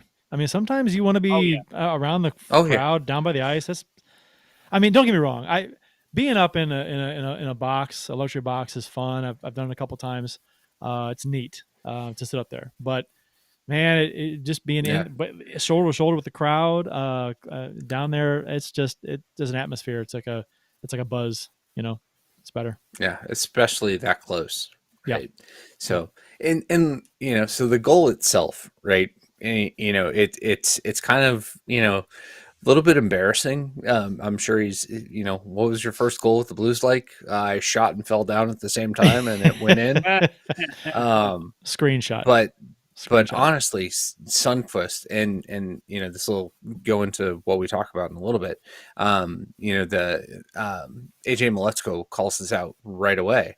Right, Sundqvist drives the net and takes the stick of the defenseman away. Yep. Right. Yep. And gave Brown the lane, and he hit the spot. Took the stick away. Fell down. And certain screen. I mean, the shot goes over the defender's skate and under his glove as he tries to block it. There's no way Elliott, can see that until it's past him, and then it might be too late. It's a wrist shot near post. It's shot just inside the top of the circle, so it's not real close. So you want to say, soft goal against Elliott, but at the same time, it's a screen. So, it's tough on him. Tough goal tough shot to face. But anyway, regardless, it counts. Right. So, So little bit of chatter here in the YouTube chat. First of all, talking about Jeff Brown. Brian Roberts says he looked like he was 5 or so vodka sodas down. He was having a good time. Probably. He was having a Yeah, good he was time. having a great. You know what? I mean, shit. If my son steps on the ice for the St. Louis Blues, you better believe I'm fucking partying all day. I'm recording at home. I can watch the game drunk. later. I can watch the game later. I'm going to enjoy it while I'm here. Exactly. Ken Morris says, and actually, there's a couple comments here about Kyrou in our chat about is he a point per game player? The obvious answer, this is from Darren Grice, the obvious answer is that Kyrou won't finish a point per game, but if you've been watching, the dude is on another level compared to other NHLers. Theo says Kyrou was streaky last season, but got moved up and down the lineup. This season, consistent first line minutes matter. Even with movement last season, Kyrou had better points per minutes played, or I'm guessing he's saying played, than Shen. And Darren Grice also says Kyrou's points haven't been lucky bounces. It's been because of chances created. And it's true. And to give some compliments to Theo. Theo's been a listener to the show for a while. You see him every now and then in the chat. Theo's a good guy to talk hockey with. He's very opinionated, educated opinion, and he's a guy that when he says something, he's like, oh, let's see what Theo has to say, and take it in because he's Theo Hall, right? Same guy. I think so. Yep. But yeah. No, he's. I mean, loves talking hockey. I think he goes back to the forum days, right? So. Yeah. That's it comes from. So he's always a lot to say, always good stuff. Some good takes from Theo. And Ken Morris says Kyrou is way ahead of Thomas for progressing as a future NHLer. Well, they're both NHLers at this point. Man, you know what? But I get your point that he's already progressed past Thomas, which it's hard to argue at this point. I made a comment last night during the game that Kyrou and Thomas. I mean, there are some uber talented guys in the NHL, some of your elite players, right, that are just a blast to watch. But these two guys, I mean, they're up there as far as like being just a blast to watch on the ice, and the skill and the creativity. You know, there are a lot of skilled players in the NHL, but a lot of them don't try and pull off the moves that these guys do in a game, and these guys pull them off. You'll see some muckers and third and fourth liners in practices if you attend practice or preseason scrimmages and stuff like that. Pull off some interesting stuff or pregame shoot-arounds even, picking corners and some deft stick handling. You're like, why don't you guys do it in the game? It's like, yeah, well, there's other NHLers out there we're playing against. Well, these guys can do it against those guys. So it's just, I mean, Thomas and Kyrou, they are. I mean, Thomas, Kyrou, and Perunovich. Those three, long-term core for this team. Fun to watch. You mentioned that about the third and fourth liners pulling off crazy moves in practice. Yeah. Apparently, Cam Jansen was quite the shootout specialist in practice. And apparently, like coaches used to say to, Andy Murray or whoever was the coach then, let's try him in a game. Why not? We suck. And he just never did. It would have been fun to see what he could have done one-on-one with a goalie. Kelly Chase was one of them that when he was with the Blues, I went to a number of preseason stuff, things and practices and stuff, and he would pull off some shit. Kelly Chase had some hands in practice, So it's interesting to see. I mean, you look at guys and they suck, they can't play. No, they can. But the problem is they're playing against NHL caliber players. Mm-hmm. So if you dumb that talent down just a little bit, these guys are amazing. Like junior level, they'll tear it up.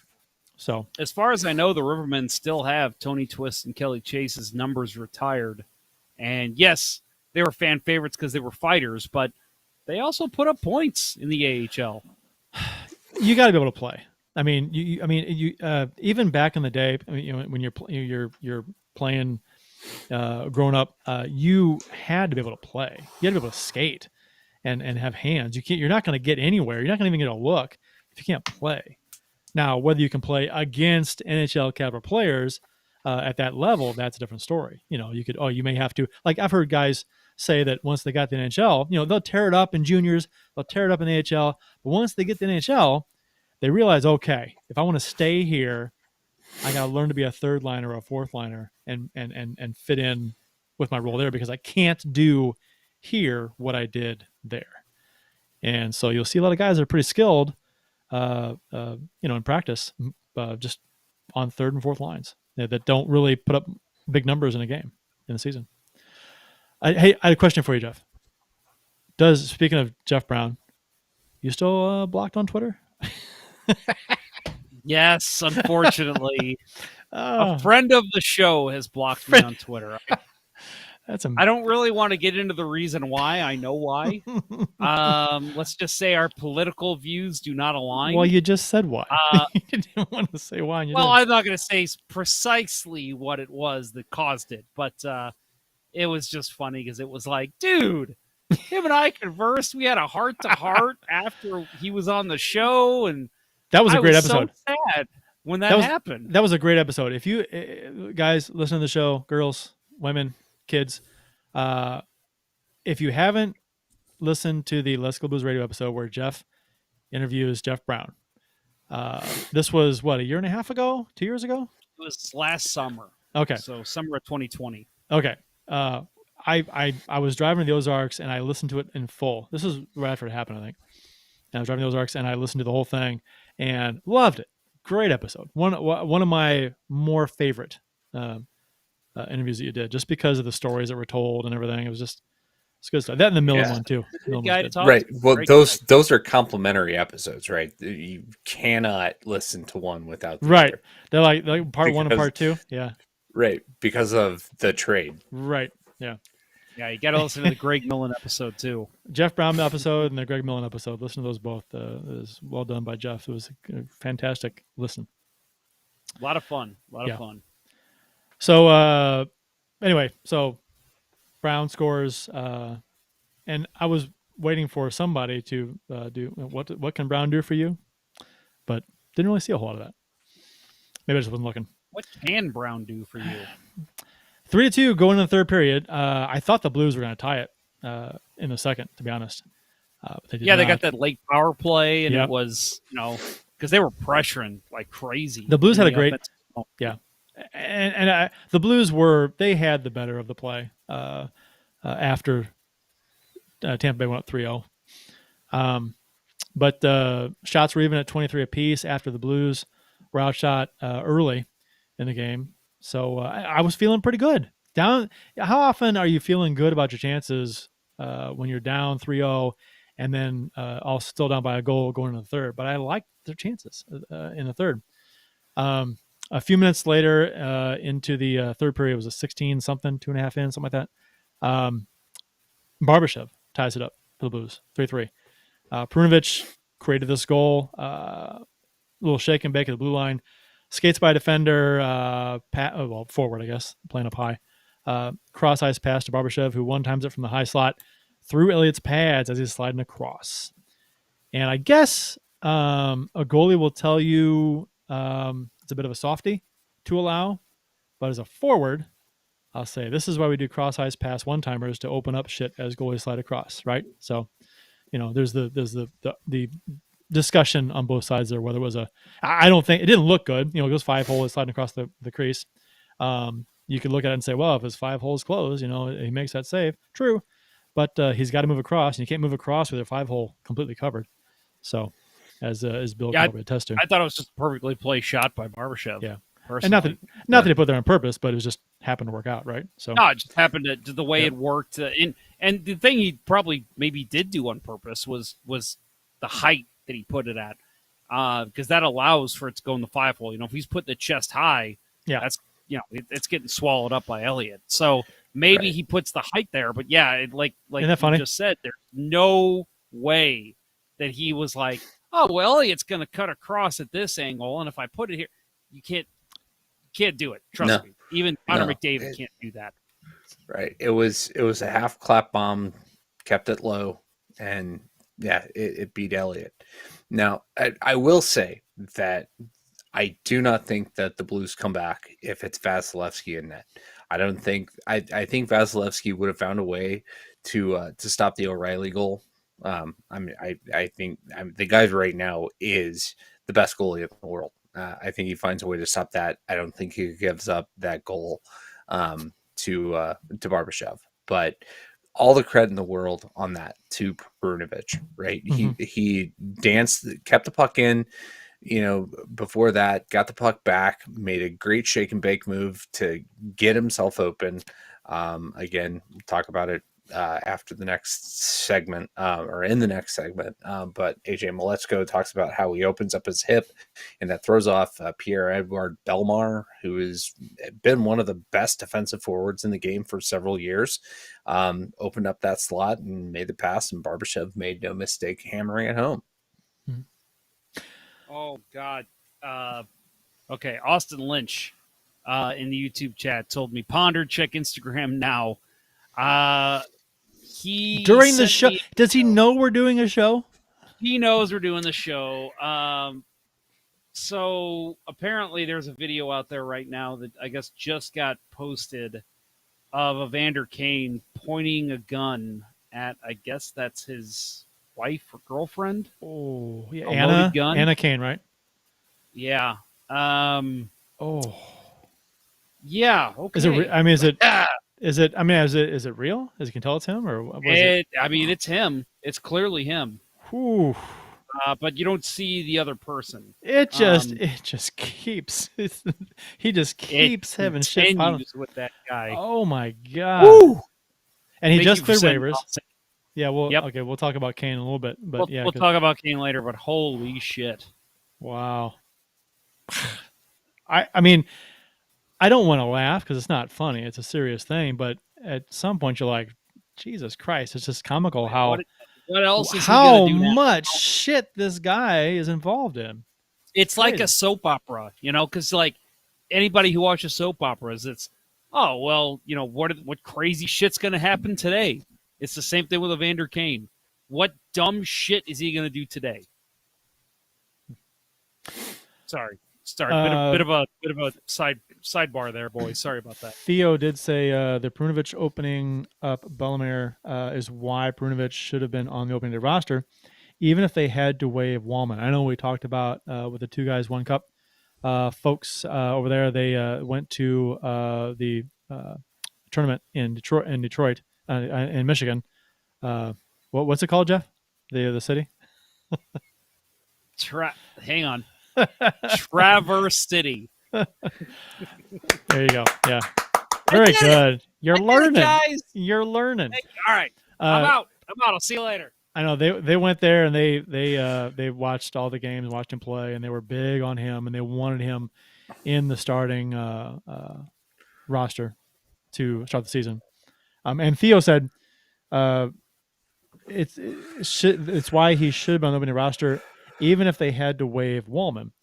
And I get that sentiment as far as waiving Wallman, but man, if you can somehow get rid of Scandella's contract and keep Wallman and Mikkola, that's the way I'd go. Oh, that's the move. Right. If you can somehow unload Scandella's contract, waive him, whatever, trade him for nothing, I don't know. But I'm with you. I'd love Perunovic to stay. He's shown me that he belongs right here. That was my question. Yeah. Playing in actual NHL games, how is he going to look? I like him. Let's roll. Okay. A lot. But the move, if you wanted to just get better, is to ditch Scandella, in my opinion, and go with Perunovic and Wallman and Mikkola as a sub or whatever. So. Well, there you go, Armstrong. Yep. Work your magic. Trade Scandella for Connor McDavid or something. I thought Tampa Bay, after the Blues tied it, I thought they, Theo says, agreed on trying to unload Scandella, but that wasn't happening to open the season. I get it. I do. Right. And it just, but I mean, like right now, if I look at hindsight 2020, right, that's the move. And I think that's the move moving forward. And I think, hopefully it works out. I mean, we got, a season, most of the season to go and trade deadline, and who knows what's going to happen. But his contract is not appealing. It's $3.25 million, I think, Scandella's is. Let's add too that if Tarasenko's moved this season, which could still happen, that's a lot of money freed up there. So yeah, I know that Scandella is the easy one to look at and say, well, we want to free up money, but you might be able to unload Tarasenko for a younger player who's not making enough yet, and then you can keep Perunovic up, sign him to a bigger contract, whatever you need to do. I'm not even looking. I'm not even thinking about just freeing up salary necessarily. I'm just thinking about getting better as a roster. Right. I think the best move with the roster is to just rid yourself of Scandella, and yeah. This group's optimal defense involves it involves Wallman, it involves Perunovic. It doesn't necessarily involve Scandella. Yeah, I don't know how you do that at this point. No, maybe I don't either. I don't either. You say, hey, if you want this guy, you got to take Scandella too. But I'm not looking at younger players the Blues are willing to trade, except maybe Costin still. But I don't think Costin's proven enough to where you can lump him in with Scandella and say, if you're going to take Costin, you got to take Scandella too. He's also Costin's injury prone. Yeah, and I don't think they trade Tarasenko now at all. No. I think it's an off-season thing. Depending on where they are at the trade deadline, standings wise, maybe then if they fall off. But it really depends. Maybe you get your socks blown off by an offer, and you're going to restock the cupboard and get something that immediately helps you, especially on the defense. Maybe you look at it, but I also don't expect that. They were talking about it during the game last night, and I thought that the whole time, right? That Tarasenko's not going to go anywhere. I don't think this year. Not with the way he's playing, and now with the way the Blues are they need him. There's no rush to trade him. They don't have to. And I'm going to disagree with Theo a little bit. Well, no, I'll agree with him. He says, and Wallman is nothing more than a third pairing defenseman. I'll buy that. But I think, I get the impression he doesn't care for Wallman, and I like Wallman. But yeah, I'll say Wallman to me is a perfect third pairing defenseman. Yes, he is a third pairing defenseman, but that's who I want on my third pairing. Yeah, and I think given the freedom to do what he can do, he's offensive minded. I mean, he's one of the better puck movers, on the defense. So I mean, better than most. You have a 3 or 4 game spell where he has to wind up eating up second pairing minutes. It's probably going to be okay, right? But long term, I think right now he's a third pairing guy, and will stay that way. And I like Mikkola too. And Theo says there's a reason why Mikkola is getting more minutes now, and why Wallman isn't playing. I mean, okay. Yeah, that surprised me early on in the season because I like Mikkola more than Wallman. And Wallman provides something the Blues need. He's a little more physical. He's great defensively. That's what the team bigger. needs. Yeah. So you have to play Mikkola. I think with the way I agree with you. I think with the way the rest of the defense is and how small they are, and how non physical they are in front of the net. I think Mikkola is a guy that you almost have to play more. And I was also surprised that he didn't get more time based on the makeup of the rest of the defense. To kind of fill that void a little bit. So, I mean, he's a talented. He's not as aggressive as Bertuzzo. He's also not as stupid. They're gonna take the penalties that Bertuzzo does, but he's, he'll be physical. I mean, he can play physical. He doesn't take any shit. I said it last season on a tweet early on. I said I think Niko Mikkola is going to have a great NHL career, and in terms of great, I mean he's going to stick around. He's going to be here in 15 years. He's not going to be blowing doors off in with goals or assists or anything like that, but he's going to be a steady, good defenseman in the NHL for many, many years to come. Well, we'd say that a few years ago when he came up, cup of coffee, we liked what we saw, and disappeared. So after the Blues tied it, Tampa Bay kind of cranked it up a bit after Barbashev's goal. Blues and the Lightning. The Lightning actually had the best pressure they'd had since early in the game. And I think that I was kind of concerned that Tampa Bay was going to take the lead right back. But they didn't. Benton played strong, and the Blues kept him mainly to the outside, even though they had zone time. Kyrou had a chance on a breakaway, like he was shot out of a cannon. Yeah, I was just going to add real quick with the Lightning players that is where you can tell they're missing a Stamkos, a Kucherov, because they're not finding ways to work it into the middle. And I'm going to credit the Blues defense too and say they played really well after the first. And again, the best defense is a great offense. As the adage goes, they played great offense all game. Even right after the 3-0 start. So I love the way the Blues defense played, but I think if you have a Stamkos, if you have a Kucherov, you have a Braden Point all together, it becomes increasingly harder to stop them from not scoring a goal late in that game. Yeah. Theo, real quick. Theo said there's a reason Mikkola is getting more minutes now. I'm sorry. He says, him I disagree. He goes, we disagree because Wallman was not playing well this season.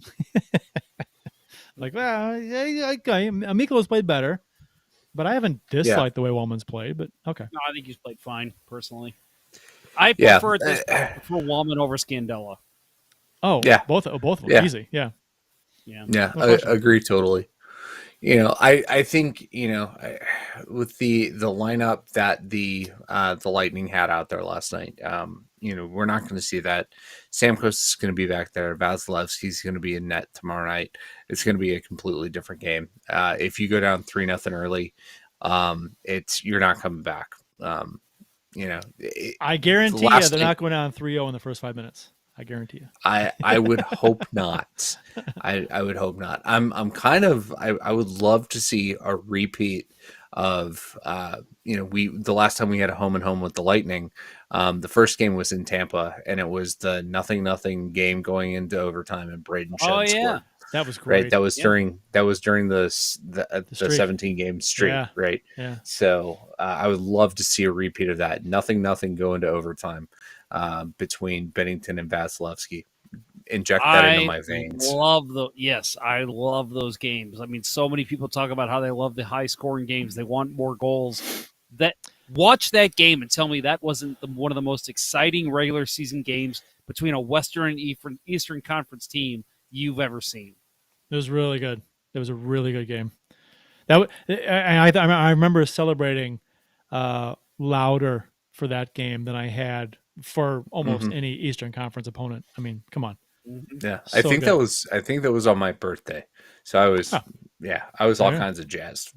So, but yeah, I believe you're right because I had the big Bill Day poster over the TV and I had candles under it, and I remember chanting Bill Day after the Blues won. So it was a big day. Right. That's a requirement for everybody on Let's Go Blues Radio. So true. Kyrou had I mentioned the chance on the breakaway after the Blues tied it. But he just bolted up the middle and got the pass, and he was gone. It was like I was like, oh my god, that's Connor McDavid speed up the middle. It's crazy. But and then shot wide. Had the net. Had Elliott beat. Had him down, leaning as he cut left, but he shot it wide right. Lots of good stuff in the third period. I call that the Maxim Afinogenov. For anybody who remembers that player, he was a guy would find ways to get open, and he should have been a 50-goal scorer, but he always found ways to miss the net or put it right in the goalie's belly. That was what happened there with Jordan Kyrou. I think in the span of 30 seconds, after Kyrou's chance, then Shen came down on a kind of a 2-on-1, but it was mostly Shen left wing had a chance, almost in alone, couldn't score. Game goes to OT. Kyrou takes a hooking penalty 46 seconds in to overtime. Blues kill it off. Don't get any shots in overtime. Never get back to 3-on-3 actually because there were no stoppages. Well, they got back 12 seconds. Late. 12 seconds? Okay, 12 yeah, seconds. Right. Stop. Yeah. Whoop-de-doo. Let me ask you guys a crazy overtime question. I saw this posted on Twitter today, and it actually intrigued me. So we all know that they love to okay, I don't see what I like, so I'm going to skate back to the neutral zone, reset, and that way we still got puck control. I saw something today that I actually made me think, and I think I might be for it. There should be a rule that when you have puck control, you're not allowed to bring it past the red line once you cross it. I think I'm into that. I think I like it. What's the result? Is it a penalty or is it a defensive zone faceoff? I would have to say probably a penalty, right? What do you say about I saw a suggestion, no offsides in overtime? Oh, I don't like that. No. I mean, then it spreads things out. How do you? I mean, it's already wide open. It's already really wide open. I think if you take the offsides away, it becomes even more wide open. It becomes nuts. It would, but I think you'd also just get a guy cherry picking, and that's just not exciting to me. They just fire it down. He gets there, and I don't know. Maybe I'd have to see it. I think I'm not advocating it. I saw the suggestion and it made me think about what that would be like. The idea of not crossing the center red line, though. Kind of like because the NBA has that, right? Yeah, once you bring it over the red line, you can't bring it back. Or maybe a shot clock. As crazy as that sounds, you have to lose possession or have it knocked away for it to go back across center. That's the so it's an official's discretion as far as what's allowed back across center. So then that's a different issue. If there's a battle for it right before center and then someone pokes it away, or is it poked away, or is it carried over? Then there's a gray area. Then do you have review there? This is eccentric. Bill asked, "Is it a penalty? Is it a defensive zone faceoff? What if it's a penalty shot for the other team?" Oh God, that's a little eccentric. It is. Yeah. It's also really wide open. Yeah, I mean, and it would happen because guys are fatigued. They're gonna make mental mistakes. I think that probably brings a lot more of the official's discretion, like on close plays. Did he cross it, or was it just a fumbled puck? What happens there? I mean, it's pretty crazy. I mean, hell, try it out in the AHL, see what happens. What's funny? What's funny is that I saw a comment that someone said 3-on-3 OT in NHL used to be amazing. And then coaches found a way to fuck it up. Yeah, by just slowing it down. That's exactly what coaches do, though. You enter the zone. You enter the zone. If the play is not there, back it out. Come back to center. Reset. And I think part of it is, and they touched on this, I think, in the game last night, Tuesday, against the Lightning, was that Buccigross hinted that the Blues might have been trying to bait the Lightning into making a change. So if you can pull it back, try and give him the change a guy, and maybe catch him shorthanded a little bit. And what I get, and now that's a completely different aspect of it, which I'm sure is maybe the case with sometimes when they do this. But man, if it's not boring as hell. One time the Blues had the puck for the majority of overtime, and they just kept they go in the zone and they back out, and they didn't have to. They weren't pressured to or nothing, but they back out, and then they lost in overtime. I forgot who it was against, because the other team just stole the puck, attacked 2-on-1, score. That was recent. Yes, just a few games ago. It was. I'm drawing a blank. I can't remember. But that just pissed me off because the Blues had the puck for a long time and just never took it to the net. They never were aggressive in the offensive zone when they've got such talented forwards and it's 3-on-3 open ice. Press the issue a little bit. I mean, I'm not saying be wild and crazy and reckless. It was the Predators. Yes. Yeah, you're right. And they just dicked around with it, and then they finally turned it over, and they had 2-on-1, and they lost it. And it was just like, God damn it, you had the puck for like 2 minutes. So that pissed me off. So, and I tweeted about something about tired of the Blues dicking around with it so much. I like Theo, what he just said here. He says, with the teams being on the long change, which is what they have for overtime now, don't like the not crossing the red line thing. If they don't change ends, so it isn't the long change, I like the red line idea. I think you're right. I think that makes if they do implement that, I think you do have to change the sides. I don't think they implement that though. I think this would have to go on for a while, and there have to be a lot more complaining than there is. Although it has gotten bad lately. It seems like this season more than most. It's just like, oh my god, come on. 3-3 used to be great. Now you guys are fucking it up. In the shootouts, O'Reilly scores the only goal for the Blues, and Bennington stops all 3 shooters for Tampa Bay. Blues win 4-3. Back-to-back wins for the first time since October 23rd, 24th, which was the 4th and 5th wins for the season to start off 5-0. So that's how long it's been since the Blues won back-to-back. Can I just say one more thing about the shootout real quick? Yeah. Stop fucking using Tarasenko. I can't stress that enough. It's not working. Please, Berube, change it. Use Perunovic. Use Shen. Use Thomas. Anybody else. Thomas would pass it, though. Not a shootout shooter. Thomas would pass it. Pass it to the third shooter. Yeah. Try to pass it, yeah. No, Tarasenko is not a guy that can use in the shootout. And again, I don't know for certain, but I'm pretty sure even the Capitals don't use Ovechkin every time because he's not great in the shootout. Stop using him. I mean, Gretzky wasn't good on breakaways and shootouts. So, I mean, they didn't have shootouts, but breakaways. I mean, hell, Peter Ing stopped Wayne Gretzky. Hull wasn't good on breakaways either. Not really. No. So, for whatever reason. No. Last thought on this game for me. If you didn't notice, I don't know if anybody paid attention, but Brian Elliott's mask, it's awesome. I checked it out tonight. It's a Felix Potvin tribute. I was just gonna say in it a was lightning motif. Yeah, God, it's for goalie style. I'm gonna say it's my favorite mask I've seen on an opposing goalie this year, and I'm not a huge fan of what the Blues goalies are rocking. So I haven't loved a Blues goalie helmet for a while. Although I do appreciate Bennington's nod to Fuhr on his current helmet. I mean, I don't like the total implementation of the helmet, but I do like what he tried to do. I like the when Elliott paid homage to Curtis Joseph. Yeah, to the Joseph mask that's over my pads. Yeah.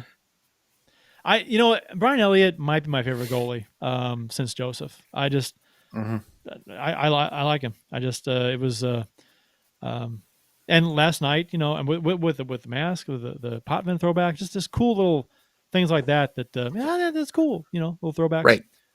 And he played fucking out of his mind for us. And he's not afraid to rock the dark pads. Right. Right. And your frenemy of the show, Mike McKenna, since he's said to have roasted Kurt. He's a friend of the show. He's a big fan of the dark pads. Let's address that though. The roasting thing. It was a conversation that I had with someone about how to up scoring in the league, because I said that my favorite era was when anything under a sub 3 goals against average was really good. So if you had a 3, 3.10, you were a good goalie. And 2.9, 2.8 was like really, really good, right? So, but that and 2.8, 2.9 is terrible today. So, and I said, well, to get back to that, I think some size, some of the goalie equipment could be reduced in size, mainly the chest protectors and whatnot. I thought was too big, or it seems bulkier, because when you look at side by side goalies from today and from the 80s and early 90s, there's a substantial size difference. And it seems to be in the chest area, chest and shoulders and arms. So I'm thinking, and with Bill here, I would like to, I know that you not wearing NHL gear, but I mean, your thoughts on, and McKenna said there's not a lot of room for, well, he did say that goal scoring is up. And I said, I agree. It is up. But I said, I'd like to go the extra step and have a couple more. I'm a little greedy. But a lot of people came back and said, "Wow, you want goalies getting hurt?" And I was like, "Goal." And I think the main issue with what I said was that goaltending equipment being reduced in size is not going to sacrifice the safety of goaltenders. That was my point. And I said, I don't think goaltending the equipment size has ever really been an issue as far as goalies getting hurt. I think the increase in goalie equipment size was mostly, and correct me if I'm wrong, Bill, was mostly for stopping the puck to take up more space. Hence the oversized jerseys. And Garth Snow is an extreme example. The huge shoulder pads and chest protector he wore. So anyway, that's what I was getting at. No, it's but go ahead, Jeff. I was going to say before Bill answers, I just want to say, Kurt, kudos to you for when you were trying to prove your point, using Gary Simmons of the California Golden Seals as your image from the 70s. That was beautiful.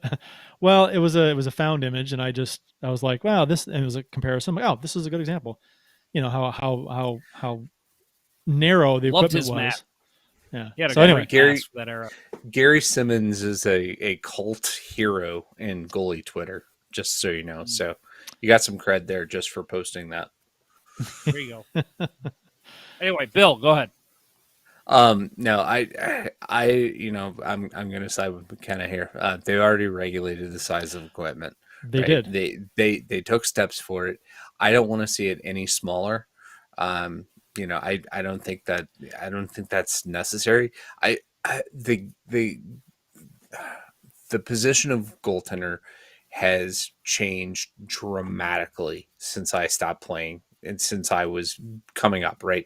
When I was a kid, and I never went anywhere in the game, but stand-up goaltending was taught, right? Then Patrick Waugh comes along, revolutionizes the game with the butterfly style, right? Popularizes the butterfly style, and now the technical goaltending has been all the rage since the early 2000s.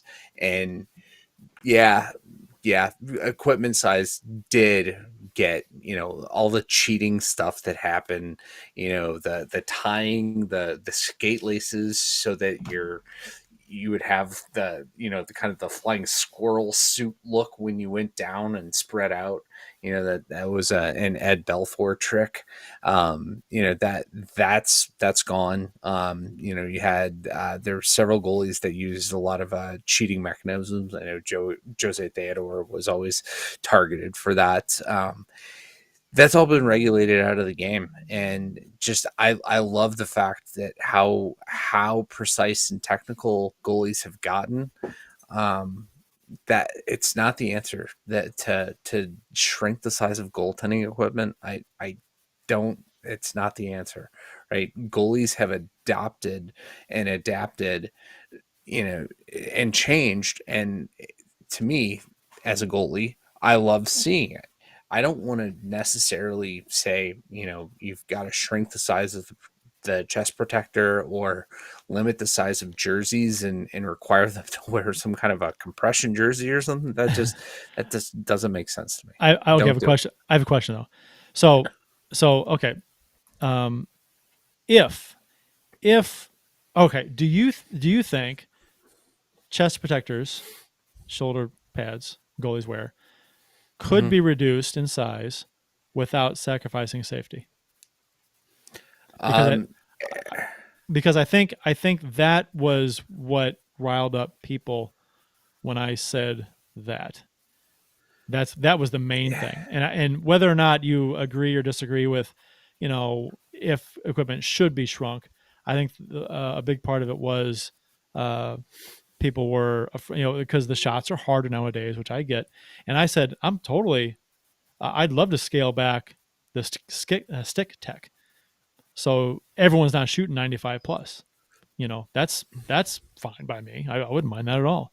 No, but if that's a concern, I don't think it is that big concern. And I'll tell you, as a goalie, I was always scared to death of getting hit in the chest and stomach, right? And so you'll never hear me say, oh yeah, I think we should shrink it, right? The Kevlar technology is so much better now. You can just put a piece of carbon fiber around them and they'll be fine. No, don't. You won't catch me saying that. It's Jason Miller has pointed out that the cheating's been cut out of the game already. It has, and actually, I think they said that the width of the goalie pads are narrower than what like early '90s with Joseph and the Blues used to wear, the Heatons and stuff. Well, They so late '90s definitely. Like right, Brodeur, I think was one of those guys that wore the super wide pads, and that was cracked down late '90s, early 2000s. but they are taller, covering the entire thigh. Correct? I mean, they come up higher. Because before, back in the day, you have the kneecaps, right, and the pants. When goalies go down, even height's regulated, right? But yeah, I mean the pads that I've got out, the Guy Bear pads that he wore during the Pan Am games that I have out there, you know, I would take stuff off the top of the knee all the time because that didn't happen, and that was before really the advent. Like you know, I would sometimes wear volleyball knee pads on top of my knees to help with that, but not often. So yeah, the height of goaltending pads have increased, but you're not going to squeeze that many more goals because goalies are so technically proficient. Focus on other areas. I agree. I think goaltending has come a long way since the 70s, 80s, as far as styles and how proficient they are in stopping the puck. Advances in equipment helped to some degree, and the equipment got bigger than smaller. But if the NHL were to come to you and say, we want to increase scoring somewhat, what do you do? I mean, if this is the NHL's agenda, they want to increase scoring. If decreasing the size of the goalie equipment, not so much the pads, because the pads are narrower than they used to be, or about the same size they used to be. My thinking was the chest protector, but whatever. So if it's not that or goaltending equipment, what would you do? Any ideas off the top of your head? Not to put you on the spot, but I've never been a proponent of making the nets bigger. No, me neither. You know, that's too gimmicky. And I think we're about to see a hat trick goal that has been celebrated called back because of an offside challenge. So you lost your hat for nothing, dumbass. Your $25 hat. Who throws it? I mean, that's you bring a spare painter's hat. Yeah, nice, right? and Ian Walsh just waved it off. So, you poor Edmonton fans. I wonder if players still get. I wonder if players still get all the hats that are thrown on the ice. Maybe not because of COVID and all this crap, but back in the day, I will say players used to get those hats. Because I'm a former member of the media. In case is you guys that didn't right? know. Oh, that's true. 6 years Why ago, didn't you bring when I was that up still before? there, I know, right? I'm an asshole for never telling you guys this. I do know that up to 6 years ago, they were still getting the hats.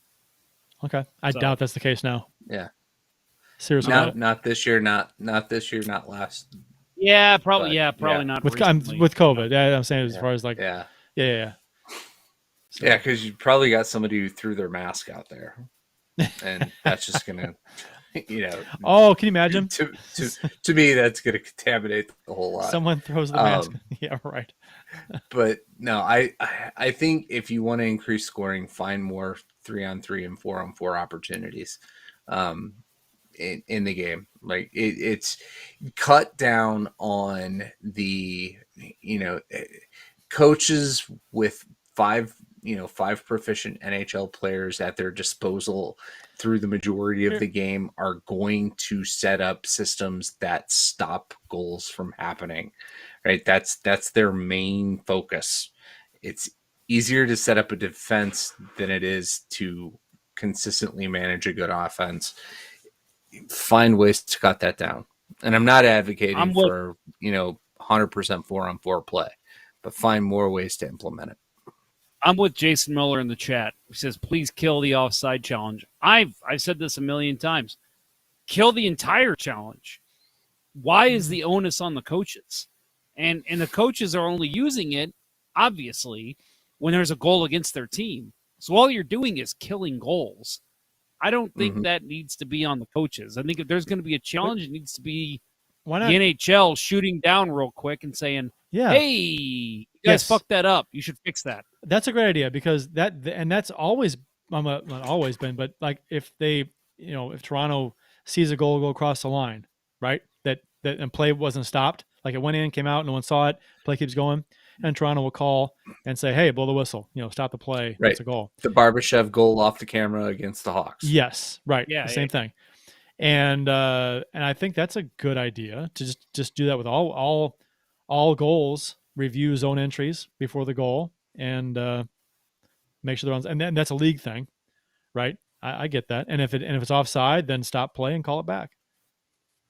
That's them borrowing from the NFL, which I don't like. I don't like that one bit. I think in hockey it needs to be, let's just get the call right. And if it's not caught by the time the puck's dropped, too fucking bad. That's just how the game goes. That's not much time. It's like 30 seconds. That's fine.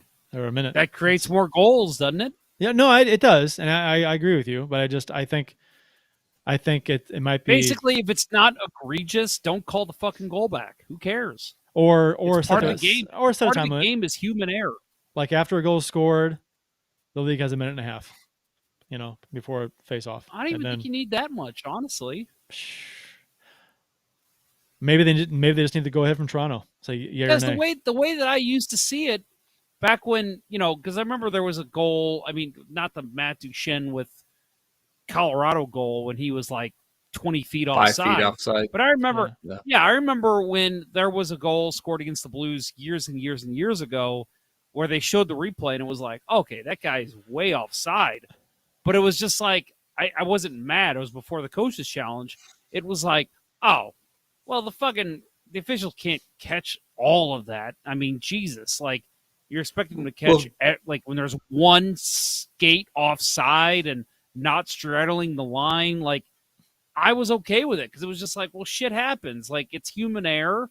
They can only see, they only call what they see. Like I just don't understand why there's such a huge call now for we've got to get this 100% correct. To me, it's about human error. It's part of the game. Well, I guess I'm on an island then with the goalie equipment stuff. But I guess McKenna disagrees with me. Bill disagrees with me. I guess I'm all by my lonesome.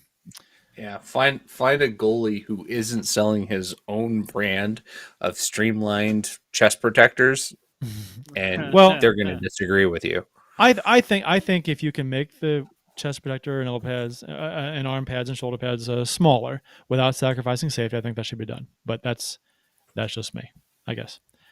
And of course, safety is the main concern. Obviously, I don't want to reduce the equipment size. It's going to result in more injuries. That's dumb. But anyway, 33 shots apiece for both teams this game. Both teams 1 for 3 in the power play. Hits and blocks were pretty even. Blues won the faceoff battle 53 to 48%. And Scandella had the least amount of ice time amongst defensemen, 11:56. So that was good to see. Proper utilization. Yeah. Blues play Tampa Bay again in Tampa Bay on Thursday night.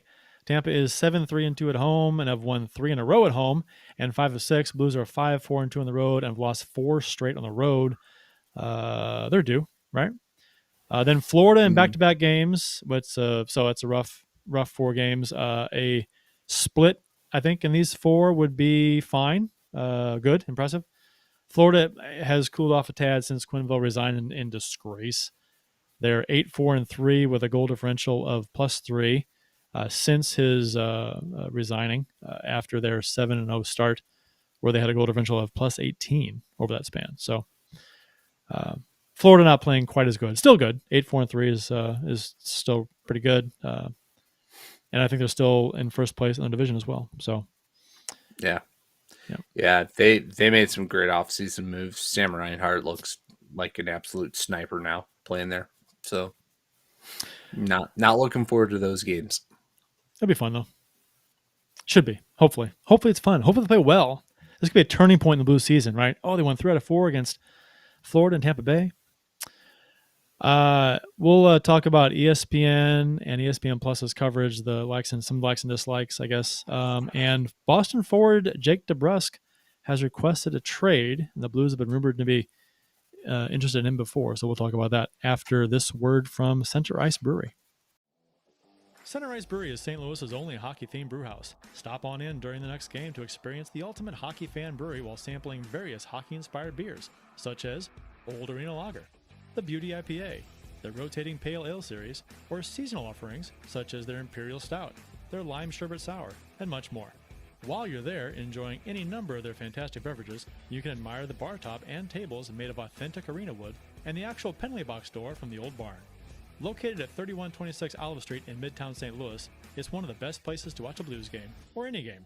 Visit CenterIceBrewery.com today to schedule a no-contact curbside pickup or make a reservation in the tap room. Center Ice Brewery. Let's go Blues. Please drink responsibly.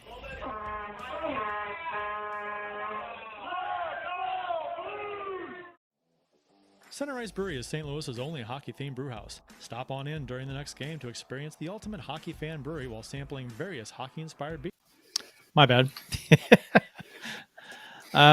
Yeah, mental note. Change stages coming out of commercial break. Good idea. Yeah, you think? I've been Yeah. doing this for a while. Should know better. So ESPN and ESPN Plus's coverage so far this season, we're 22 games in for the Blues. Buccigross and AJ, who have been on the call the past 2 games. The Blues have been on ESPN Plus. Now, thoughts on ESPN Plus now that we're over a quarter of the way into the season? Guys, what do you... I Go ahead. love Buccigross as a in studio person. Let's say, I love him. He's great. He's funny. And Bill, I think you said this. I don't remember if you said it during the show or before when we were talking. He's really polished his game since the last time as a play-by-play guy. Since the last time the NHL was on ESPN. But not a fan of him still as play-by-play. I think he needs to be in studio guy. Steve Levy has been in studio. I like Steve Levy on the call. I always thought he was great play-by-play. So let's flop those two, get Buccigross where he's talking with the Hall of Famers they have on the panel. And as far as Buccigross goes, not a fan as far as play-by-play, but I will say with AJ, I said this on Twitter last night, I think she has really improved her game from last season with NBC Sports. She's really impressed me, had some great insight, and was a big fan of hers last night. And Emily Kaplan too. I've always been a big fan of hers too. So, but yeah, I'd like to see a switch at the play-by-play helm. Yeah, I'm not. Yeah, I like Buccigross, even doing play-by-play. I think he really has upped his game, doing the college game for several years while ESPN didn't have the pro game. It might have been a gimmick or two while he was, the NHL Tonight guy for him to get in the booth. But I think back then, though, they also had Jack Edwards was one of the rare, when Gary Thorne wasn't calling a game, Jack Edwards would pick up some games or I think he was in ESPN talent back then, and never want to hear him call a game ever again at this point. But I like him. I like the energy he brings. I like the he's made some mistakes, and hey, he owned the big one, right? Craig Binnington. The end of the game. Yeah. Right. End of the game last night, and he refers to Jordan Binnington as Craig. Twice. He said it twice. Homage. Well, it's an homage, right? He's a 90s guy, Craig Billington. Yeah. Right? The Ottawa Senators, New Jersey Devils goaltender from the 90s. I forgive him for that. I mean, Gary Thorne used to not be able to make a differentiation between Pavel Demitra and Scott Young, right? He would just see an 8 That's on true. the back, and he would always say it's Scott Young. Right. Mm-hmm. And it used to drive me nuts. But I'd forgive him for it. I mean, Doc Emmerich didn't always get names 100% correct, but I don't know. I like the energy he brings. It's sometimes, people refer to Stamkos as Kevin Stamkos too. Just the way true. It works. And Steve Bushnevich. Which is what is wrong with you, Kurt? I don't know. I have no idea. Just for those wondering, That was a total inside joke with Kevin Stamkos. In our outline tonight, Kurt put in the talking about Stamkos not playing. Kevin Stamkos not in the lineup for the Tampa Bay Lightning, and I'm like, he's never been in the lineup for the Tampa Bay Lightning. Who the hell is that? Yeah, I don't know. It was brain fart things. You write down a name. Oh, Kevin Stamkos. Yeah, that sounds right. And I'm like, Bill called me out on it. I'm like, I don't know what the hell I was thinking. Kevin Stamkos? Sure, I don't know. Whatever. It's just, I mean, you put these outlines together and you go through so many names and just stuff blurs together. I don't know. And you're thinking someone else's name and then you kind of merge the two when you're talking to someone else and it happens. I don't know. You're thinking of Kevin McAllister when you said it? Probably. Yeah, Home Alone. Right. I don't. I'm probably more in between you guys on the on Buccigross and play-by-play. I don't think he's very good, but I don't hate him either. It's kind of like I think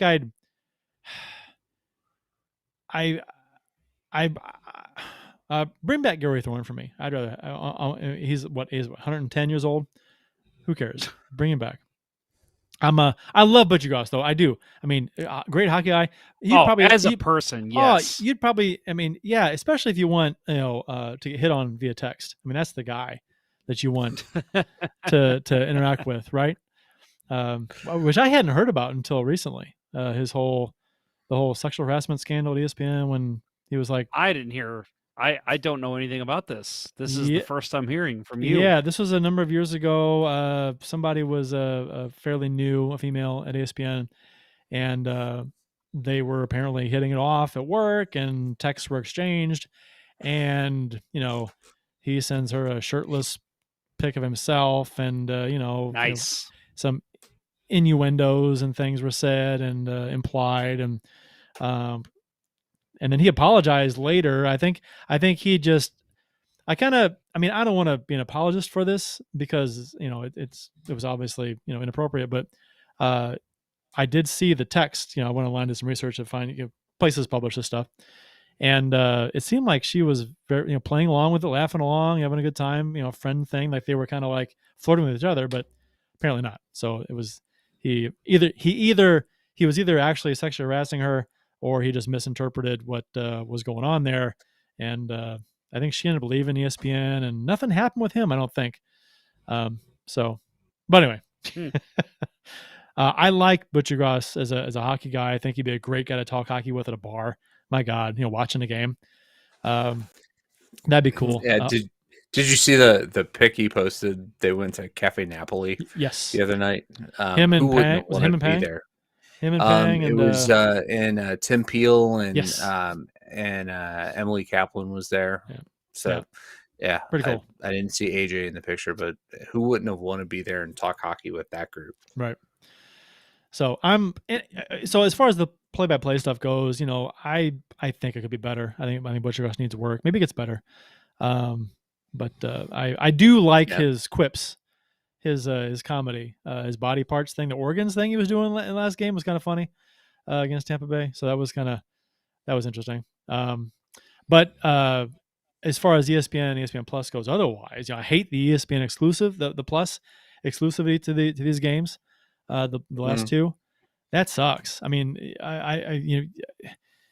and also me flipping around on ESPN or ESPN2 on random nights during the week in the evening, never stumbling across a hockey game. I've never stumbled across a hockey game on ESPN. I've always had to look and see when the games are on and what channel they're on, and then seek them out when they're on. I'm never just flipping around and just happen to go across ESPN and just see a game on, which is, I think, what you were excited about, Jeff, before the season started, when ESPN was announced as the provider for games, was that more eyes on hockey, more casual fans getting into the game, more exposure. I still think that's happening. I wonder if they're getting that though, because from my my personal experience doesn't apply to everybody. Center?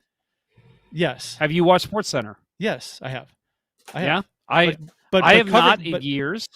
I've been watching SportsCenter lately, and I feel like they have been showing more hockey clips. They have, but showing clips for hockey is one thing, but actually having the product on your station when people are just tuning in randomly, like sports fans would do with ESPN, like I did as a kid. Just, hey, what's on ESPN? Try it on, put it on. And to not come across a hockey game, I don't think they've had, everything. A lot of stuff's been on ESPN Plus, everything actually. So that's nice. I love that part of it. But I wish they would have some more games on ESPN. And ESPN two. Just and maybe it's just me. Maybe I'm just missing them, and maybe other people are having a different experience. But from what I've seen, I haven't stumbled across games like I expected people to maybe do. Yeah, I think it's all about, at this point, I don't, for me, I don't have time to flip around TV. Like, if I'm going to watch something, I'm going to watch it on purpose, and so that way, having the delivery through the ESPN Plus app. I actually, at this point, I'll tell you what, I prefer it because for the Blues games, if I try to watch it on delay when they're on Bally Sports Midwest, I have to rely on the Spectrum DVR, the cloud DVR, and it Unreliable. sucks. Yeah, it's does. awful. I've not been able to watch a single fucking game on delay this year, and it drives me nuts. I've complained several times. Not like they're going to do anything about it because, who cares? There is no competition in the local market space. So when the games are on ESPN Plus, I'm happy. I was at the concert last night. I saw part of the first period while waiting to not get a table at one of my favorite local establishments, and not Center Ice Brewery. We should have gone there and just had some food delivered.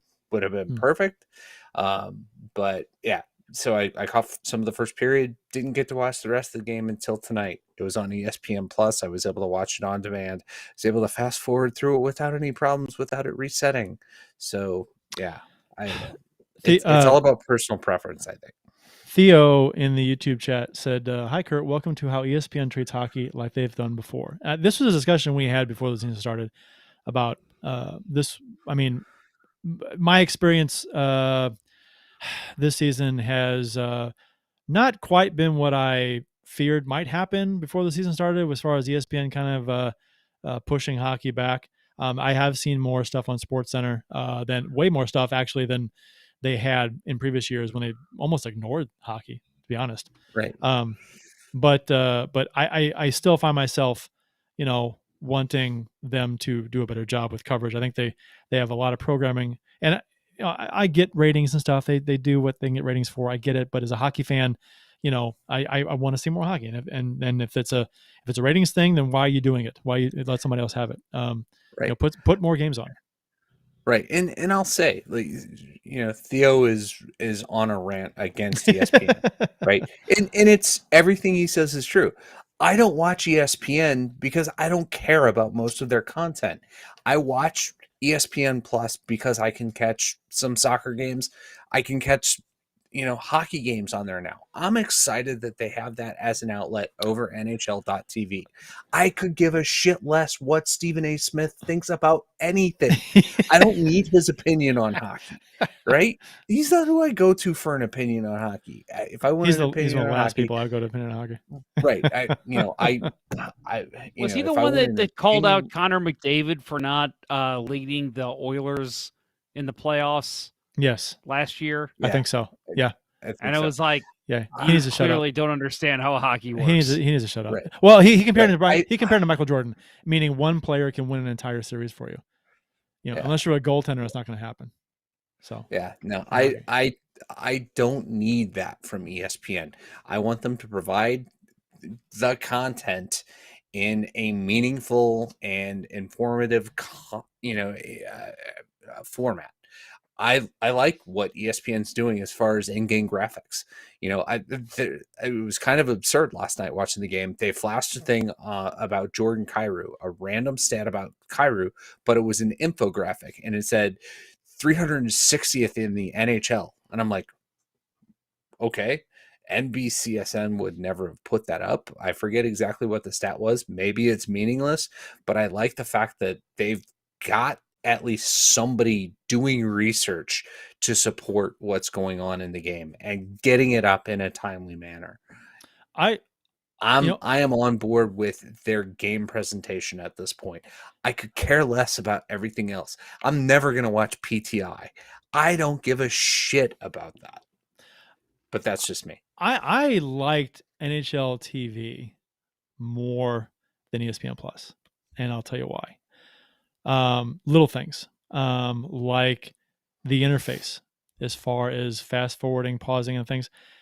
With ESPN Plus, when you fast forward, your screen freezes at where you started to fast forward, and then you see the little bar go across.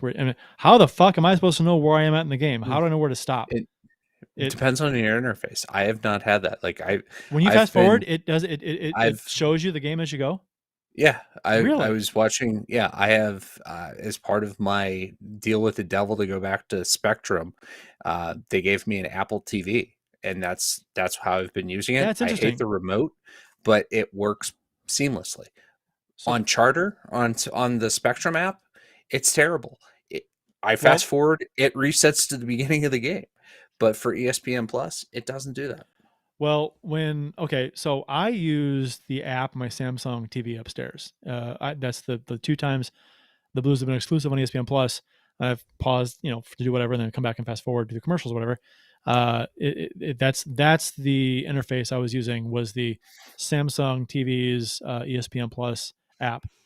So you're telling me that if I choose a different app, it might be different. Correct. Well, I'm gonna test this out. I don't know how it'll work on a Roku. I haven't tried that. We have 2 Rokus in the house, but on my Apple TV device, it works seamlessly. Okay, so I'm on the Roku now. Let's see what happens. Oh, about to start. Well, come on. Well, this is riveting. Anyway, I'll do it later. Although that's 2.5 hours in, Kurt tries to figure out how Roku works. I'm fast forwarding. Radio. I'm fast forwarding in this game. That should be the name of the episode. 2.5 hours in, Kurt figures out how to use the Roku. It does the same thing. The Roku app pauses right where I started fast forwarding, and I can't see the progress. I can't see where I'm at in the game. I see the time, but I don't see the actual physical gameplay to know when to stop it. No, so that's how thing. the Spectrum app works for me on the Apple TV device. Okay. ESPN Plus is different. It's just, it's a problem that, when you have different apps on different platforms that are, ESPN's going to develop their app for Apple, right? That they're big players. Theo's having the same issue. Big. Yeah. So. Yeah, Cellular still it's annoying. Well, and then pay an extra $10 a month, I think it is. I'll tell you have an Apple TV 4K given to you by Spectrum, or leased to you. I'll tell you what, ESPN Plus was $60.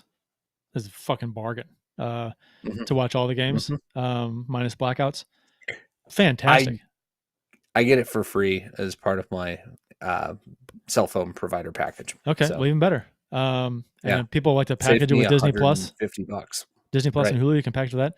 I mean, it's even less than. Yeah. So I mean, it's a fantastic buy. I mean, because it was $120 or so with the NHL TV, $130, but I thought was fine. I was fine with paying that. But you know what I don't have? I have all of that. I have ESPN Plus, Hulu, and and Disney Plus. What I don't have is the time to enjoy anything on it. That's really my problem. Let's see what else. Boston forward Jake DeBrusk requested a trade. You guys interested? I don't. Again, I don't. I mean, I mentioned it on Twitter. I don't think the Blues need offense; they need defense. Well, here's the deal. What if Tarasenko wants to go there? Would you package deal coming back? Depends on what the package is, but sure. Yeah, I mean, you've got to have a stud defenseman in there too. I think that Jake DeBrusk's ship sailed when Sanford left. Like, if you're looking for a 1-for-1 trade for players that need to go elsewhere to be better, I think that would have been a better deal. I think the Blues probably have to give something else up in that deal. But once Sanford was gone, not that I think that Logan Brown's necessarily going to be, a shoe-in replacement for even what Samford brought, but no. I mean, I don't know. I mean, it depends on what you'd have to give to get him. So that's, I mean, if it's a Tarasenko trade, I don't think I'd want to do that unless you got more, like you said, more coming back. Yeah, and like you said, I really would like to see the Blues hang on to Tarasenko, and maybe try to acquire some other way a stud stay-at-home defenseman, whoever that may be. It was nice when it was kind of batted about in the preseason, with the offseason with was it Mayfield for the Islanders and Tarasenko going there. Maybe that'd have been kind of cool. That'd have been like exactly what the Blues want and need, I think, on defense. But I agree. I think if they're going to make a move, it'd be nice to get a defenseman, but that might not come until trade deadline. So we'll see.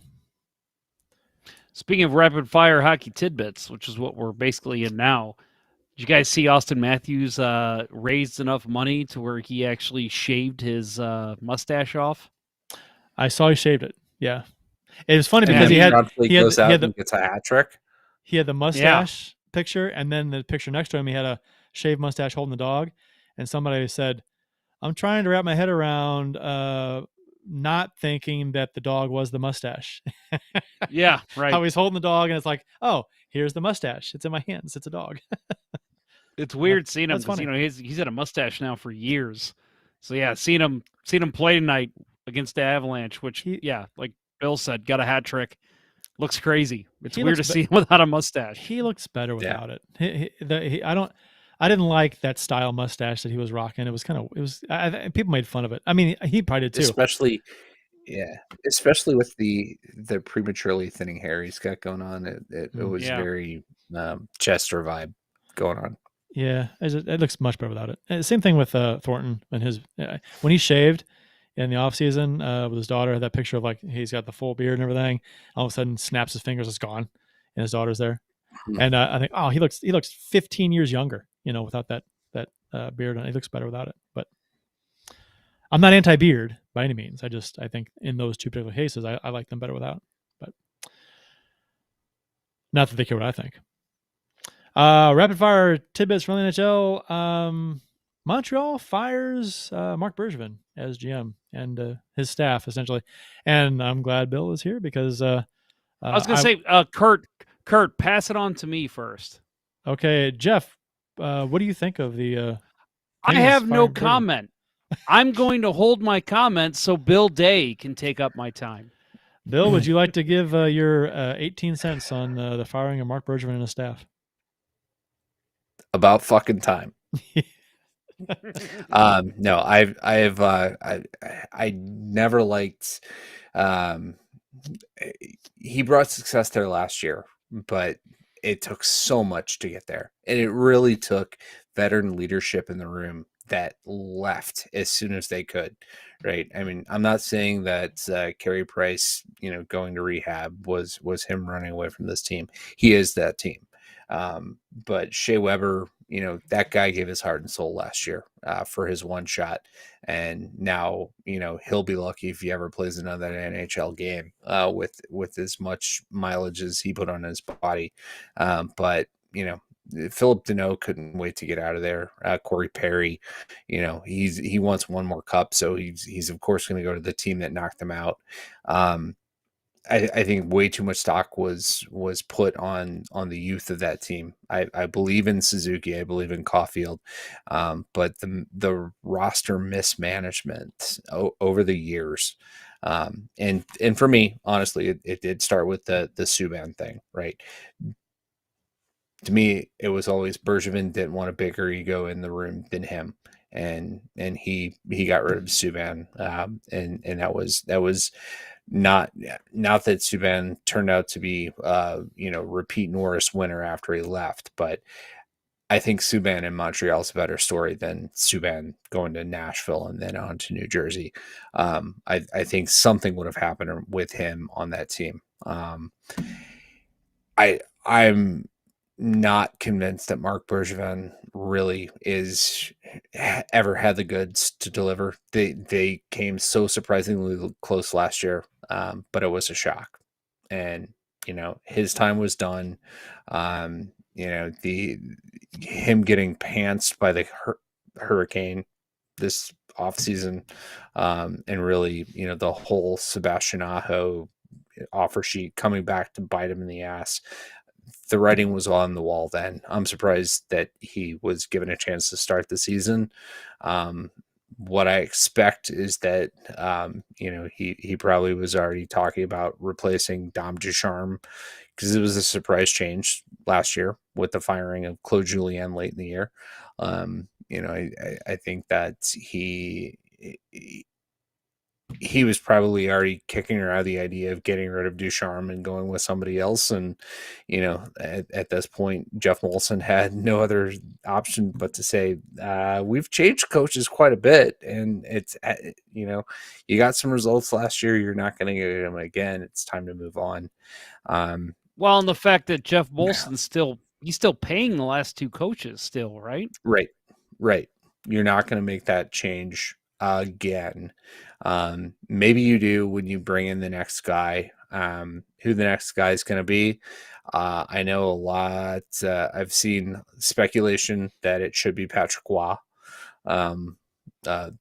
One of my big Montreal Twitter follows that I've been a fan of his hockey opinion is the original Burnsy, and he tweeted the other day about, you're only going to right this ship when you bring in Patrick Roy as the GM. Maybe that's the case. I think if Roy learned his lesson from his time in Colorado, give him a shot. I would love to see it. He's my all-time favorite Canadian. I would love to see him be the guy that gets Montreal over the hump. Again, yeah, Bergie got him close last year. It's not going to happen again. The magic's not there. Caulfield had to spend a stint this year. Like, everybody was putting so much money on Caulfield being the answer, and he couldn't buy a goal, got sent to Laval, and he's made it back, but way too much expectation. And with all the talent that the team hemorrhaged, without adequate replacement. Yeah. I was time. one of those guys, Bill. I drafted Cole Caulfield like the 6th round this year, and seeing him fall apart early on, I'm like, well, God damn it. Fire Bergevin, because I'm pissed off. They're coming up on 30 years since the last cup, right? It's 93. Yep. Right? So 93. Yep. So yeah, that's a long time for Montreal. Yeah, that's a long time for Canada. Right, because that was the last cup that Canada won. Right, so, and it's insane that it's been that long. But the reality of it, it's probably the economics of the NHL. All of the labor changes that have occurred since then, and they have all really tended to favor the American dollar. So I think there's a lot to it with that. At some point, a Canadian team's going to break through. More than likely, it's going to be the Oilers. With Leafs fans just went, there. Fuck you. Hey, I'm a Canadian. You got to get past the first round first. Right. You have to get past the first round. And I don't know. Toronto is a regular season juggernaut right now. I'm not going to argue with that. The Canadians aren't going to make the playoffs this year. So, I'm not going to talk shit about how good Toronto is at the present, but win a round and then we'll talk. I think the Oilers are probably the closest team. Calgary might be somebody's going to surprise one year, right? And last year I thought it was Montreal. I thought Montreal was going to be the team nobody expected, and here they come and they win the cup. But that magic's gone. Not going to happen again. Time to move on from Bergevin. He did not get implicated, even though he was part of the Chicago team in the Kyle Beach scandal. He wasn't implicated, but I'm sure that didn't help anything, in terms of his popularity in the the Montreal ownership circles with Jeff Molson. Yeah, they're here a week from Saturday. I have not yet secured tickets, but more than likely I'll be there. And I'm hoping by then they've made a decision long term on who's going to be the GM. But yeah, this is definitely not going to. They're not going to repeat what they did last year for a while. But build around Suzuki. He's the guy for the future to me.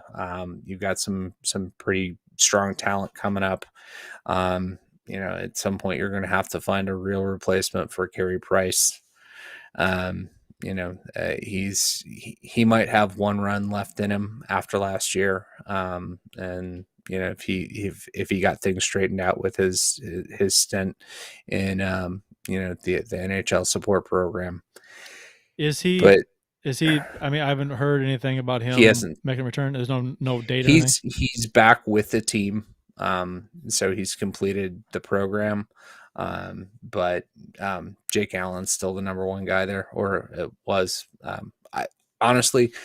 I've watched 2 games for the Canadians this year. Now that Bergevin's gone, that's likely to increase. But yeah, I was so down with how poorly the team was managed after this last offseason. All the talent they hemorrhaged, and their lack of really good answers for replacement. Yeah, I'm glad he's gone. Moving on to Brendan Lemieux, suspended for biting Brady Tkachuk. A little bit of a local interest there. Had an in-person hearing on Tuesday. He gets 5 games. He and his father, Claude Lemieux, became the first father and son duo to be suspended for biting in the NHL. So first and likely only ever, in my opinion. I think in all of human existence, they will be the only 2 people who will be suspended for that. Wait, well, depends. Does Brad Marchand have a kid that could make it? Did he get suspended for that, or did he? Did not. No, he got off. He did not. He did not get suspended for licking. No, I think he got a fine, but he did not get suspended. Which, post-COVID, he gets suspended now, right? Yeah. Oh, for sure. Brad Marchand would get absolutely. suspended. Absolutely. Yeah. No, this is. By the way, did you guys see the tweet posted of Gilbert Gottfried on Cameo? Mm-hmm. Yeah, it's funny. Reading the comments from, as he called him, Brady Tkachuk. Yeah. Just wonderful. Whoever that guy is that paid for him to do that, you are a hero, sir. Congratulations on being a hero. Did you see the NHL player safety video for this incident, explaining breaking it down and explaining why they decided what they did? You know how they narrate it. Okay. They'll show the video and they'll pause it and they'll say, "This is hooking. This is this is slew footing. This is a dangerous way." And it's funny because at the point in the video they'll pause and say, "This is biting." And I was like, that's pretty funny. It's not something you hear every day. Yep, that is, and it's so funny because, I think it was last night they showed a clip of Claude Lemieux and Keith Tkachuk fighting, and it's like, here's Brandon Lemieux and Brady Tkachuk fighting, and it's like, there's going to be a day in 20 years where, I don't know, Cody Lemieux and Travis Tkachuk are going to be fighting. It feels like that's just a rivalry that's going to continue forever. I wish you would have gone with an Idiocracy reference. Frito Lemieux. Frito Lemieux, Mountain Dew Tkachuk. Yep. The Evander Kane saga, Sharks put him on waivers. He cleared. But he said he will not be traveling or playing with the Sharks affiliate, the Barracuda, which is interesting. And then, which we talked about earlier on the show, Jeff, you mentioned that on Instagram there was a video of Evander Kane pointing a gun at Anna Kane, is his wife or ex-wife, I think or whatever it's she is. Anna. Yeah, Anna Kane. So Jeez. Which there's Yeah, a video of him pointing a gun at her, but there's somebody taking the video. So who else was there? Is it like Right. inside of a Taking the building, or is it video. inside of a house, or where is it? I think it was in outside? their Yeah. house. So Kane's agent posted a letter that he's written about it tonight and said that it was from he prefaces the letter in his tweet as a professional photo shoot from 2020. Oh, so it was a stage thing. Yeah. That's weird. That's what they say. Yeah.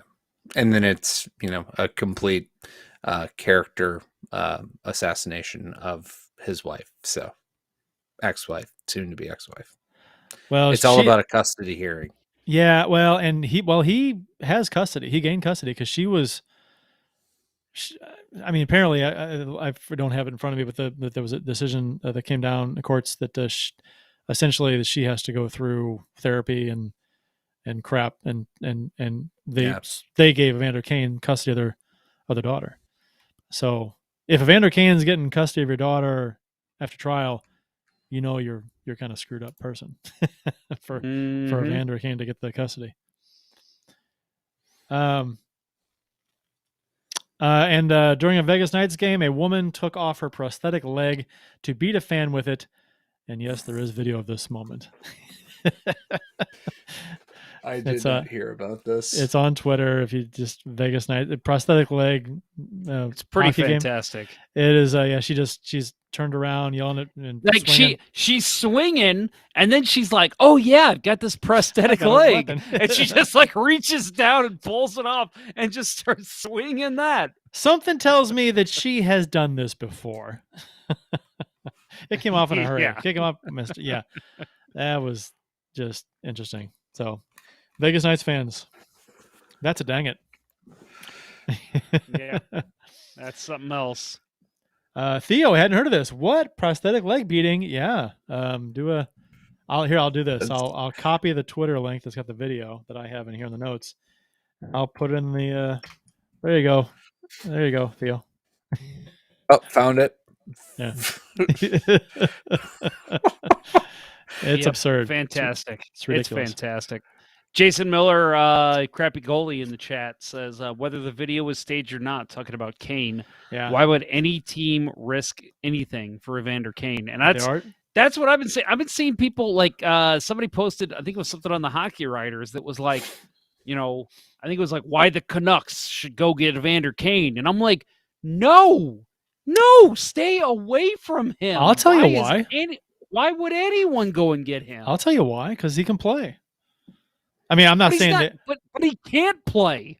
No. The NHL's not going to allow him to play. What I'm saying is that if he's allowed on the ice, he can play. I mean, he's a good player. He put up good numbers. I mean, he will help your team, but the problem is he's a cancer.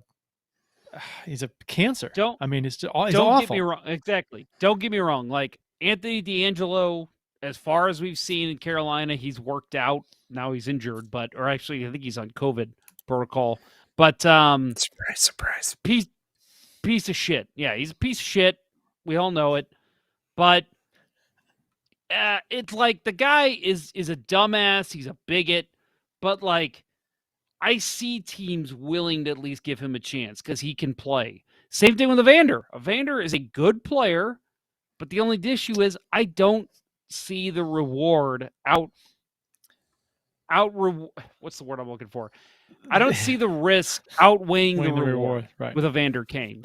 I don't see that at all because he is such a liability off the rink, in the locker room. It's just not worth it. I agree with you, but but the fact that he is a good player is why some teams would go after him, and I wouldn't do it. I don't want him here. Not a chance in hell. But no, some teams might. No.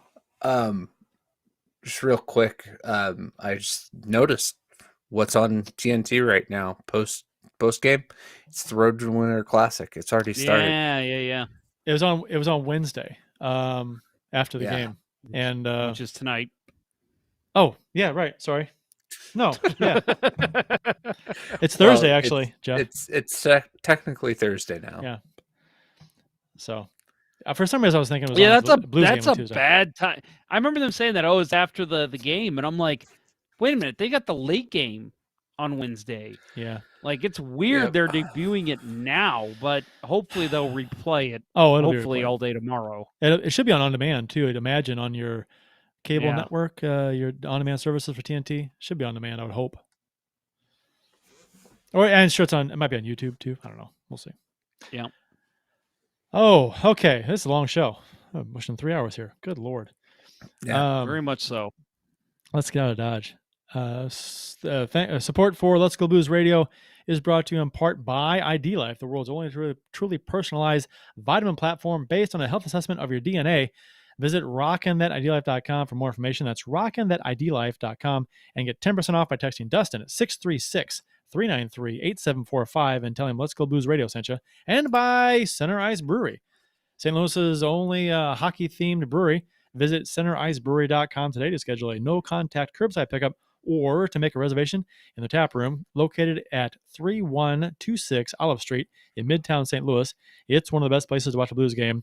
That's centericebrewery.com. Please drink responsibly. That'll wrap up episode 12 of season 10 of the original St. Louis Blues Hockey Podcast, Let's Go Blues Radio. Thanks for listening, and thanks to those who participated in the YouTube and Facebook live chats during the live show. We hope you enjoyed it as much as we've enjoyed bringing it to you. For Jeff Ponder and Bill Day, I'm Kurt Price. Until next time, everyone, please get vaccinated and let's go Blues. Let's go Blues. Let's go Blues. The Chiefs are at home tonight against Cyanosport at the War Memorial at 8. Good seats are still available. I think that went very well. Thank you for listening to Let's Go Blues Radio. Now take off, hosers. I want you to have a heart attack and die so that we never have to do this shit again. Well, there's 90 minutes of your life you'll never get back. Sorry. St. Louis Blues, St. Louis Blues. Have you heard the news about our St. Louis Blues? They've only just begun, they're on their way to #1. Now there's no more blues for our St. Louis Blues. The Blues are on the ice tonight again.